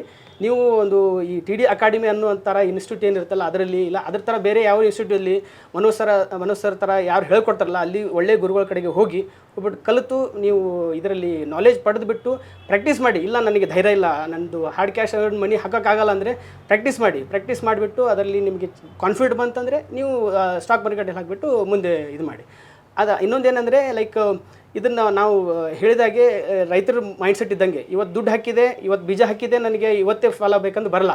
ನೀವು ಮಾಡಿ ಪೇಷನ್ಸ್ ಆಗಿರಬೇಕು, ಡಿಸಿಪ್ಲೈನ್ ಆಗಿರಬೇಕು. ಇದರಲ್ಲಿ ಮೇನ್ ಏನಂದರೆ ಡಿಸಿಪ್ಲಿನ್ ಇರಬೇಕು. ಇವತ್ತು ಹಾಕಿದೆ ಅಂದರೆ ಓಕೆ, ನನಗೆ ಒಂದು ಪೇಷನ್ಸ್ ಇದ್ಬಿಟ್ಟು ವೇಟ್ ಮಾಡಬೇಕು, 1 ಮಂತ್ಸು 2 ಮಂತ್ಸು, ಡೆಫಿನೆಟ್ಲಿ ಮಾರ್ಕೆಟ್ ದುಡ್ಡು ಕೊಟ್ಟದ್ದು ಸರ್. ಬಟ್ ಏನಂದರೆ ನಾವು ಅದರಲ್ಲಿ ಪೇಷನ್ಸ್ ಆಗಿ ವೇಟ್ ಮಾಡಿಬಿಟ್ಟು ನಿಂತು ನಮಗೆ ಅದರಲ್ಲಿ ಕಲಿತ್ಬಿಟ್ಟು ಬರಬೇಕು. ಆ ಥರ ಒಂದು ನಂದು ಮಾತು ಹೇಳೋಕ್ಕೆ ಇಷ್ಟಪಡ್ತೀನಿ. ಇನ್ನೊಂದು ಏನಿದೆ ಸರ್, 108 ಇನ್ಸ್ಟಿಟ್ಯೂಟ್ ಇರುತ್ತೆ, ಅಲ್ಲಿ ಟಿಪ್ಸ್ ಕೊಡ್ತೀನಿ, ಅದು ಕೊಡ್ತೀನಿ, ಇವತ್ತೇ 1 ಲಕ್ಷ ಹಾಕಿ 10 ಲಕ್ಷ ಮಾಡಿಕೊಡ್ತೀನಿ. ಯಾವುದೇ ಟಿಪ್ಸ್ ಕಂಪ್ನಿಗಳಿಗೆ ಕಾಲ್ ಬಂದರೂ ಅಟೆಂಡ್ ಮಾಡಬೇಡಿ, ಡಿಸ್ಕನೆಕ್ಟ್ ಮಾಡಿ. ಇನ್ನೊಂದು ಏನಂದರೆ, ನಿಮಗೆ ನಾಲೆಜ್ ಬೇಕಂದರೆ ಇನ್ಸ್ಟಿಟ್ಯೂಟ್ಗಳಿಗೆ ಹೋಗಿ ಕಲ್ತ್ಕೊಳ್ಳಿ, ಆಮೇಲೆ ಮಾರ್ಕೆಟಲ್ಲಿ ಇಳೀರಿ, ಅಲ್ಲಿವರೆಗೆ ಇಳೀಲಿಕ್ಕೆ ಹೋಗಬೇಡಿ. ಇದೊಂದು ಸ್ಟಾಕ್ ಮಾರ್ಕೆಟು ನಾನು ಒಂದು 4-5 ತಿಂಗಳಲ್ಲಿ ಕಲಿತಿರೋ ಅನುಭವ. Yes sir, great sir. Sir ಇನ್ನೊಂದು ಪ್ರಶ್ನೆ, ತುಂಬ ಜನಕ್ಕೆ ಈ ದುಡ್ಡೇನೋ ಇದೆ ಬಟ್ ಅದನ್ನು ಹಾಕೋದಕ್ಕೆ ಭಯ ಇರುತ್ತೆ. ಅಂದರೆ ಈ ಮಾರ್ಕೆಟನ್ನ definitely we have to trust. ಭೂಮಿ ಇರೋರ್ಗೂ ಸ್ಟಾಕ್ ಮಾರ್ಕೆಟ್ ಇರುತ್ತೆ. And apart from the stock market ಎಲ್ಲೆಲ್ಲೆಲ್ಲ ಇನ್ವೆಸ್ಟ್ ಮಾಡ್ಬೋದು ಅಂತ ನಿಮ್ಗೆ ಅನ್ಸುತ್ತೆ? ಅಂದರೆ ತುಂಬ ಜನ ಏನು ಹೇಳ್ತಾರೆ, ಬರೀ ಸ್ಟಾಕ್ ಮಾರ್ಕೆಟ್ ಇನ್ವೆಸ್ಟ್ ಮಾಡ್ಕೊಂಡು ಹೋದ್ರೆ ಹೆಂಗೆ, ಬೇರೆ ಕಡೆ ನಿಮ್ಗೇನಾದ್ರು ಬೇರೆ ಕಡೆ ಡೈವರ್ಸಿಫೈ ಮಾಡಿರೋಂಥ ಇದೆಯಾ? ಅಂದರೆ ಅಪಾರ್ಟ್ ಫ್ರಮ್ ಸ್ಟಾಕ್ ಮಾರ್ಕೆಟ್ ಬೇರೆ ಎಲ್ಲೆಲ್ಲೆಲ್ಲ ಹಾಕ್ಬೋದು ನಿಮ್ಮ ಪ್ರಕಾರ? ಬೇರೆ ಆ ಕಡೆ ಬೇರೆ ಬಿಸ್ನೆಸ್ಲೆಲ್ಲ ಹಾಕ್ಬೋದು sir, but end of the ನೋಡಿದ್ರೆ ರಿಸ್ಕ್ ಇದೆ ಸರ್, ಸಿಕ್ಕಾಪಟ್ಟೆ ರಿಸ್ಕ್ ಇದೆ. ಇದರಲ್ಲಿ ಕಂಪೇರ್ ಮಾಡಿದರೆ ಅಲ್ಲಿ ತುಂಬ ರಿಸ್ಕ್. ಫಾರ್ ಎಕ್ಸಾಂಪಲ್, ಈಗ ನಾನೇ ಮಾಡ್ತಾರೋ ಬಿಸ್ನೆಸ್ಸಲ್ಲಿ ನಾನು ಕಂಟೈನರ್ ವೈಸು ಒಂದೊಂದು ಮಂತಲ್ಲಿ 4 ಕಂಟೈನರ್ ಕಳಿಸ್ತಾ ಇರ್ತೇನೆ, ಫ್ರೂಟ್ಸ್ ಆ್ಯಂಡ್ ವೆಜಿಟೇಬಲ್ ಬೇರೆ ಕಂಟ್ರಿಗೆ. ಅದು ಹೋಗುವಾಗ perishable item first of all. ನಾವು ಒಂದು ಕಂಟೈನರ್ಗೆ ಏನಿಲ್ಲ ಅಂದರೂ 15 ಲಕ್ಷ ರೂಪಾಯಿ ಬೀಳುತ್ತೆ. ಒಂದು ಮಂತಿಗೆ 4 ಕಂಟೈನರ್ ಅಂದರೆ ನಂದು 60 ಲಕ್ಷ ರೂಪಾಯಿ ರಿಸ್ಕ್ ಇದ್ದಂಗೆ. ಅದಕ್ಕೆ ರಿಸ್ಕ್ ಕಂಪೇರ್ ಮಾಡಿದ್ದು ಇದು ಏನೂ ಅಲ್ಲ ಸರ್. ಅದಕ್ಕೆ ನಾನು ಏನು ಅನ್ಕೊಳ್ತೇನೆ, stock market is one of the best business. ಇದರಲ್ಲಿ ಮಾಡಿದರೆ ದುಡ್ಡು ಹೋಗಲ್ಲ, ವೇಟ್ ಮಾಡಬೇಕು, ವೇಟ್ ಮಾಡಿ ದುಡ್ಡು ಬಂದೇ ಬರುತ್ತೆ. ಅದು ಒಂದು ನಂದು ಅನುಭವ. ಮೇನ್ಲಿ ಆದರೆ ತುಂಬ ಜನ ಡೈವರ್ಸಿಫೈ ಮಾಡಿ ಅದು ಮಾಡ್ತೀನಿ ಇದು ಮಾಡ್ತೀನಿ. ಮೊನ್ನೆ ಯಾರೋ ಕಮೆಂಟ್ ಹಾಕಿದ್ರು, TDಗೆ ಹೋದರೆ ಬರೀ 3% 4% ಮಾಡಿಸ್ತಾರೆ, ಆ 3 to 4% ಮಾಡೋ ಬದಲು ಸುಮ್ಮನೆ ಒಂದು ಅಂಗಡಿ ಹಾಕೊಂಬಿಡು, ಪ್ರಾವಿಷನ್ ಸ್ಟೋರ್ ಹಾಕೊಳ್ಳಿ, ಅದು ಬೆಸ್ಟ್ ಅಂತ ಹೇಳ್ತಾರೆ. ಬಟ್ ಪ್ರಾವಿಷನ್ ಸ್ಟೋರ್ ನೀವೇನಾರು ಹಾಕ್ಕೊಂಡ್ರೆ 10 ಲಕ್ಷ ಇಟ್ಕೊಂಡು ಪ್ರಾವಿಷನ್ ಸ್ಟೋರ್ ಹಾಕಿದ್ರು ಬೆಳಗ್ಗೆ 6 ಗಂಟೆಯಿಂದ ಮಿಡ್ನೈಟ್ 12 ಗಂಟೆವರೆಗೂ ನೀವು ಅಂಗಡಿ ಓಪನ್ ಮಾಡಿದರೆ, ಅಂಗಡಿಯಲ್ಲಿ ಕೂತ್ಕೊಂಡ್ರೆ ವ್ಯಾಪಾರ ಆಗುತ್ತೆ. ಬೆಳಗ್ಗೆ 10 ಗಂಟೆಗೆ ಓಪನ್ ಮಾಡಿ ಸಂಜೆ 6 ಗಂಟೆ ಕ್ಲೋಸ್ ಮಾಡಿದ್ರೆ ಅಂಗಡಿ ನಡೆಯಲ್ಲ. ಅಂಗಡಿ ನಡೆಸ್ಬೇಕಾದ್ರೆ 14-15 ಅವರ್ ಅಂಗಡಿಯಲ್ಲಿ ಕೂತ್ಕೋಬೇಕು. ಅದು ಅಷ್ಟೆಲ್ಲ ಕಷ್ಟಪಟ್ಟರು ನಿಮ್ಗೆ ಬರೋದೇ 3 to 4%. ಇಲ್ಲಿ ಸ್ಟಾಕ್ ಮಾರ್ಕೆಟಲ್ಲಿ ಏನೂ ಕಷ್ಟಪಡ್ದಿರೋ ಮಾಡಿದ್ರೂ 3 to 4% ಬರುತ್ತೆ. ಓನ್ಲಿ ನಿಮ್ಮ ಮೈಂಡ್ ಸೆಟ್ಟು ಸ್ಟ್ರಾಂಗ್ ಇರಬೇಕು, ತಾಳ್ಮೆ ಇರಬೇಕು, ಆ್ಯಂಡ್ ನಾಲೆಜು ಸಹ ಇರಬೇಕು. So knowledge is very very powerful. Knowledge ಇದ್ದರೆ, ನಾಲೆಜ್ ಅನ್ನೋದು ಒಂಥರ 3ನೇ ಕಣ್ಣು. ಸೊ ದೇವರು ನಿಮಗೆ 2 ಕಣ್ಣು ಕೊಟ್ಟಿದ್ದಾರೆ. ನಾಲೆಜ್ 3ನೇ ಕಣ್ಣಿಂದ ನೋಡಿ ನಿಮಗೆ ಲೈಫೇ ಬಂಗಾರ ಆಗುತ್ತೆ. ಸೊ ನಾಲೆಜಿಂದ ಪ್ರಪಂಚ ನೋಡಿ, ಪ್ರಪಂಚನೇ ನೀವು ಗೆಲ್ತೀರ. ನಾಲೆಜ್ ಇಲ್ದಿರ ಏನೇ ಮಾಡೋಕ್ಕೆ ಹೋಗಿ ನೀವು ಕಳ್ಕೊತೀರ. ಯಾವ ಫೀಲ್ಡಲ್ಲೇ ಆಗಲಿ ನಾಲೆಜ್ ಇಲ್ದಿರ, ಅರ್ಧಂಬರ್ಧ ನಾಲೆಜ್ ಇಟ್ಕೊಂಡು, ಸೊ ಯಾವುದೇ ಒಂದು ಸೋರ್ಸಸ್ ಇಲ್ದಿರ, ಏನೋ ಒಂದು ಗುರಿನೂ ಇಲ್ಲ ಆ ಥರ ಹೋಗೋದ್ರಿಂದ ಫೇಲ್ಯೂರ್ಸೇ ಜಾಸ್ತಿ ಅಂತ ನಾನು ಅನ್ಕೋತೀನಿ. ಡೆಫಿನೆಟ್ಲಿ ಸರ್, ಫೈನಲ್ ಪ್ರಶ್ನೆ, ಕರ್ನಾಟಕ ಜನತೆ ತುಂಬ ಜನ ಈ ವಿಡಿಯೋ ನೋಡ್ತಾ ಇರ್ತಾರೆ. ಯಾಕಂದರೆ ನೀವು ಇಂಥ ಒಂದು ಸಾಧನೆ ಮಾಡಿದ್ದೀರ ಸ್ಟಾಕ್ ಮಾರ್ಕೆಟಲ್ಲಿ, ಗ್ರೇಟ್ ಅಚೀವ್ಮೆಂಟ್ ಅಂತ ಹೇಳ್ಬೋದು. ಸೊ ನಿಮ್ಮ ಒಂದು ಕಿರು ಮಾತು ಅಂದರೆ ಏನು ಹೇಳೋಕ್ಕೆ ಇಷ್ಟಪಡ್ತೀವಿ, ಒಂದು ಕಿವಿ ಮಾತು, ನಿಮ್ಮ ಒಂದು ಕಿವಿ ಮಾತಿನ ಪ್ರಕಾರ ಏನು ಹೇಳಕ್ಕೆ ಹೊರಟಿದ್ದಾರೆ ಕರ್ನಾಟಕ ಜನರಿಗೆ? ಓಕೆ ಸರ್, ನಾವು ಏನು ಹೇಳ್ಬೇಕಂತಂದರೆ, ಪ್ರತಿಯೊಬ್ಬರ ಮನೆಯಲ್ಲಿ ಒಬ್ಬರು ಟ್ರೇಡರ್ ಇರಬೇಕು ಸರ್. ಈಗ ಏನಾಗಿದೆ ಅಂದರೆ, ಫಾರ್ ಎಕ್ಸಾಂಪಲ್ ನೀವು ಹೇಳುವಾಗೆ ಗುಜರಾತಲ್ಲಿ ಪ್ರತಿಯೊಬ್ಬರು ಮನೆಯಲ್ಲೂ ಮತ್ತು ಅವರು ಜನ್ರೇಷನಲ್ಲಿ ಬ್ಲಡ್ಡಲ್ಲಿ ಸ್ಟಾಕ್ ಮಾರ್ಕೆಟ್ ಇದೆ. ಹಾಗೆ ನಮ್ಮ ಕರ್ನಾಟಕ ಆಗಬೇಕಂದ್ರೆ ಪ್ರತಿಯೊಂದು ಮನೆಯಲ್ಲೂ ಒಬ್ಬರು ಟ್ರೇಡರ್ ಇರಬೇಕು. ಮತ್ತು ಅವರು ಸ್ಟಾಕ್ ಮಾರ್ಕೆಟಲ್ಲಿ ಯಾವುದೇ ಭಯ ಇರಲಾರ್ದೆ ಇನ್ವೆಸ್ಟ್ಮೆಂಟ್ ಮಾಡಬೇಕು. ಭಯ ಯಾವಾಗ ಹೋಗುತ್ತೆ ಅಂದರೆ ಈ ಥರ TD ಆ ಥರ ಅಕಾಡೆಮಿ ಏನಿರುತ್ತೆ ಆ ಥರ ಡಿಫ್ರೆಂಟ್ ಅಕಾಡೆಮಿಯಲ್ಲಿ ಹೋಗ್ಬಿಟ್ಟು ನೀವು ನಾಲೆಜ್ ಪಡ್ಕೊಳ್ಳಿ. ಅವಾಗ ನಿಮ್ಮದು 90% ಭಯ ಆಗುತ್ತೆ. 10% ಇದ್ದರೂ ಮನೋಜ್ ಸರ್ ಅಂತ ಗುರುಗಳ ಕಡೆಗೆ ಬಂದುಬಿಟ್ಟು ನಿಮ್ಗೆ ಏನೇ ಡೌಟ್ ಇದ್ದರೂ ಏನಿದ್ರೆ ಕಲ್ಕೊಂಡ್ಬಿಟ್ಟು ನೀವು ಅದರಲ್ಲಿ ಇನ್ವೆಸ್ಟ್ ಮಾಡಿ. ಡೆಫಿನೆಟ್ಲಿ ನೀವು ಸ್ಟಾಕ್ ಮಾರ್ಕೆಟಲ್ಲಿ ದುಡ್ಡು ಮಾಡ್ಕೋತೀರಾ.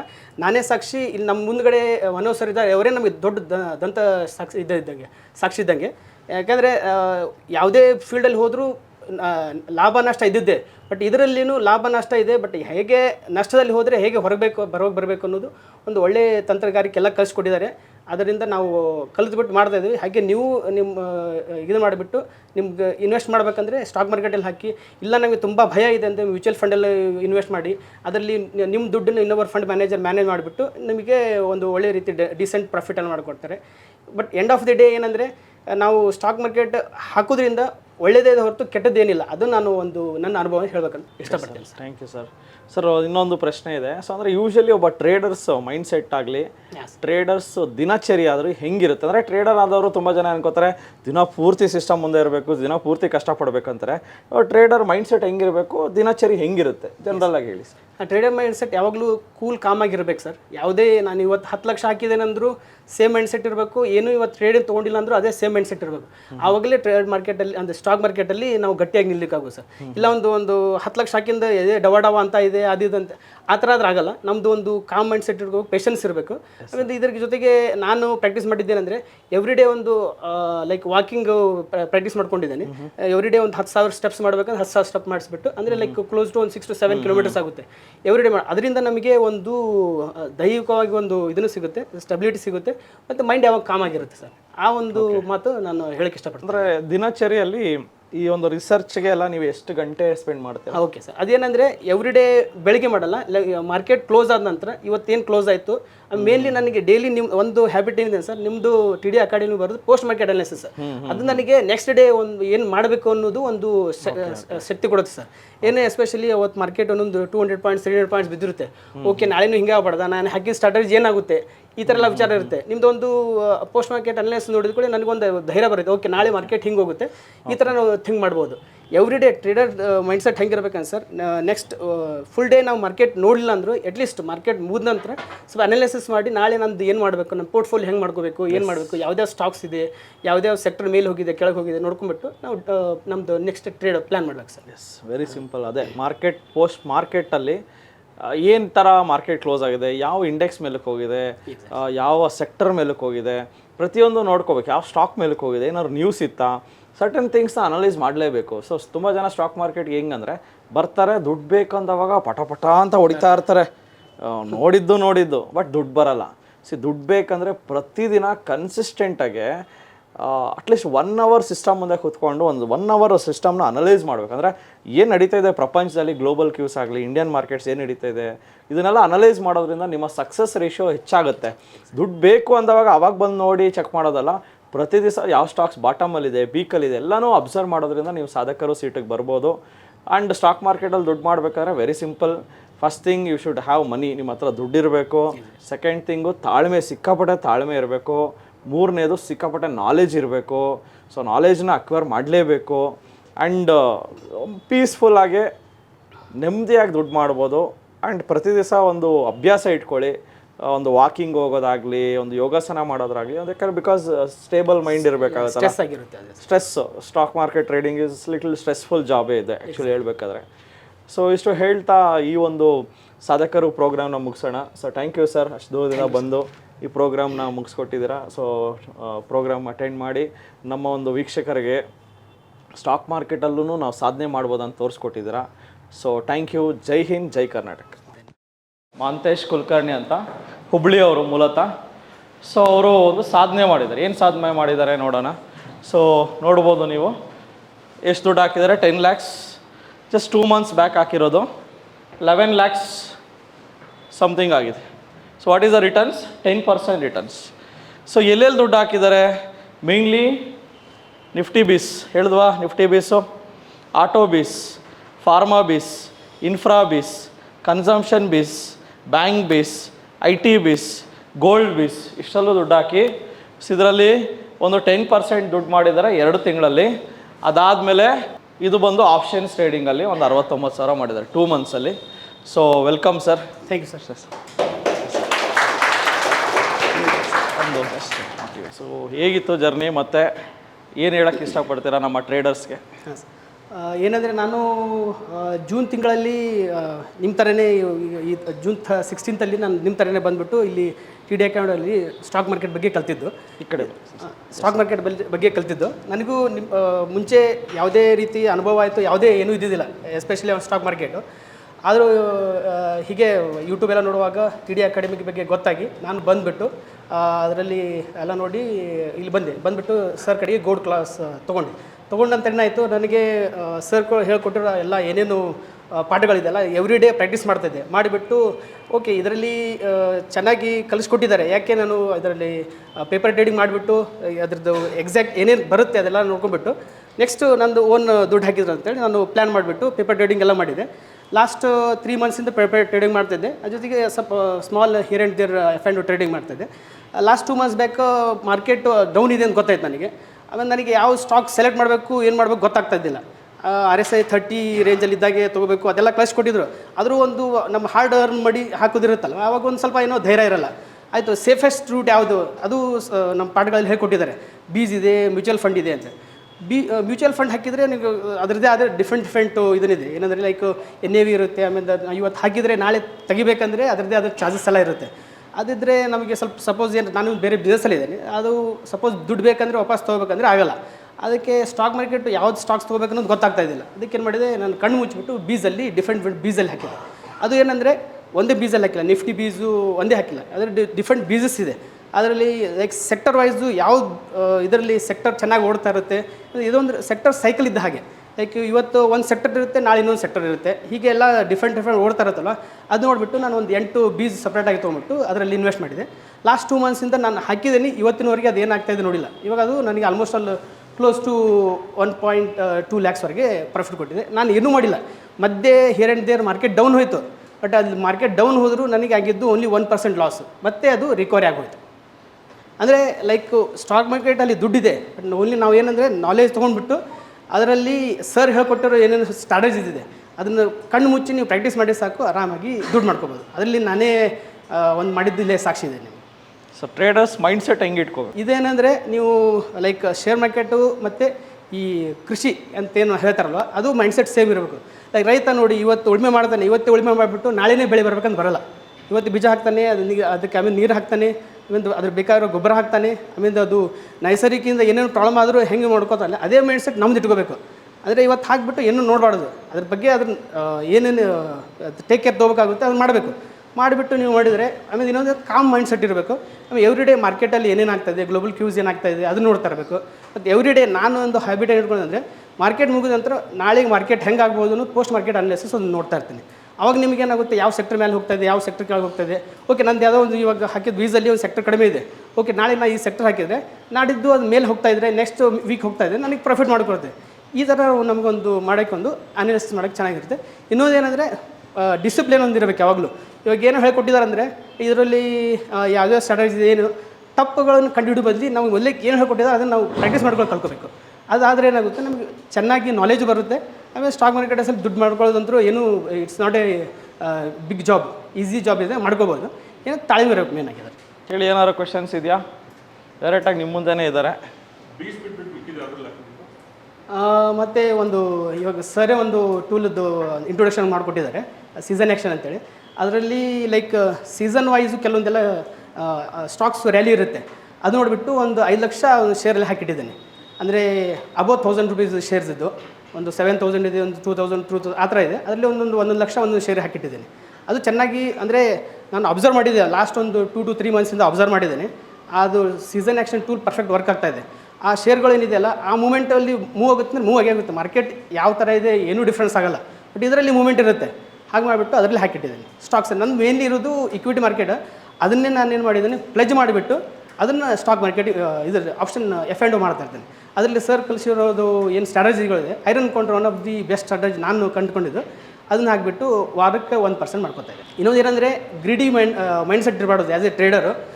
ಲೈಕ್ ಸರ್ ಮತ್ತು ಕ್ಲಾಸಲ್ಲಿ ಹೇಳ್ಕೊಡುವಾಗ ತುಂಬ ಮೂವಿದು ಒಂದು ಎಕ್ಸಾಂಪಲ್ ಕೊಡ್ತಾರೆ ನೋಡಿ. ಆ ಥರ ಮೈಂಡ್ ಸೆಟ್ ಇರಬೇಕು. ನಿಮಗೆ ಒಂದು ಕಾಯಿನ್ ಸಿಗ್ತಾ ಇದೆ ತೊಗೊಂಡು ಓಡಿ ಬರ್ತಾ ಇರಬೇಕು. ಹೆಜ್ಜಿಗೆ ಗ್ರೀಡಿ ಮಾಡಿಬಿಟ್ಟು ಇಲ್ಲ ನನಗೆ 10 ಕಾಯಿನ್ ಬೇಕಂದರೆ ಅದ್ರ ಜೊತೆಗೆ ನಾವು ನಾಶ ಆಗಿ ಹೋಗ್ತೇವೆ, ಅದು ಬರೋಕ್ಕಾಗಲ್ಲ. ಹಾಗೆ ನಾವು ಒಂದು ವೀಕ್ಲಿ ಇಲ್ಲ ಒಂದು ಮಂತ್ಲಿ 1 or 2% ಮಾಡ್ಕೋಬೋದು ಅಂತ ಮೈಂಡ್ ಸೆಟ್ ಇಟ್ಕೊಂಡ್ರೆ ಅದಕ್ಕಿಂತ ಜಾಸ್ತಿನೇ ಮಾಡ್ಕೋದ್ರೆ ಹೊರತು ಕಡಿಮೆ ಮಾಡ್ಕೊಳಕ್ಕಾಗಲ್ಲ. ಇಲ್ಲ, ನಾನು ಸ್ಟಾಪ್ ಲಾಸ್ ಹಿಟ್ಟಾದರೆ ಏನೂ ಮಾಡಲ್ಲ ಸರ್. ಅಂದರೆ ನನಗೆ ಈಗ ಆ್ಯಸ್ ಆಫ್ ನಾವು ಮಾಡ್ತಾ ಇರೋದು ಯಾವ ಸ್ಟಾಪ್ ಲಾಸ್ ಹಿಟ್ ಹಾಕಿರೋಂಥ ಸ್ಟ್ರಾಟಜಿ ಮಾಡಿದರೂ ಸ್ಟಾಪ್ ಲಾಸ್ ಹಿಟ್ಟಾದರೆ ಏನು ಮಾಡಲ್ಲ, ನಾನು ಲ್ಯಾಪ್ಟಾಪ್ ಕ್ಲೋಸ್ ಮಾಡಿಬಿಡ್ತೀನಿ. ನಾವು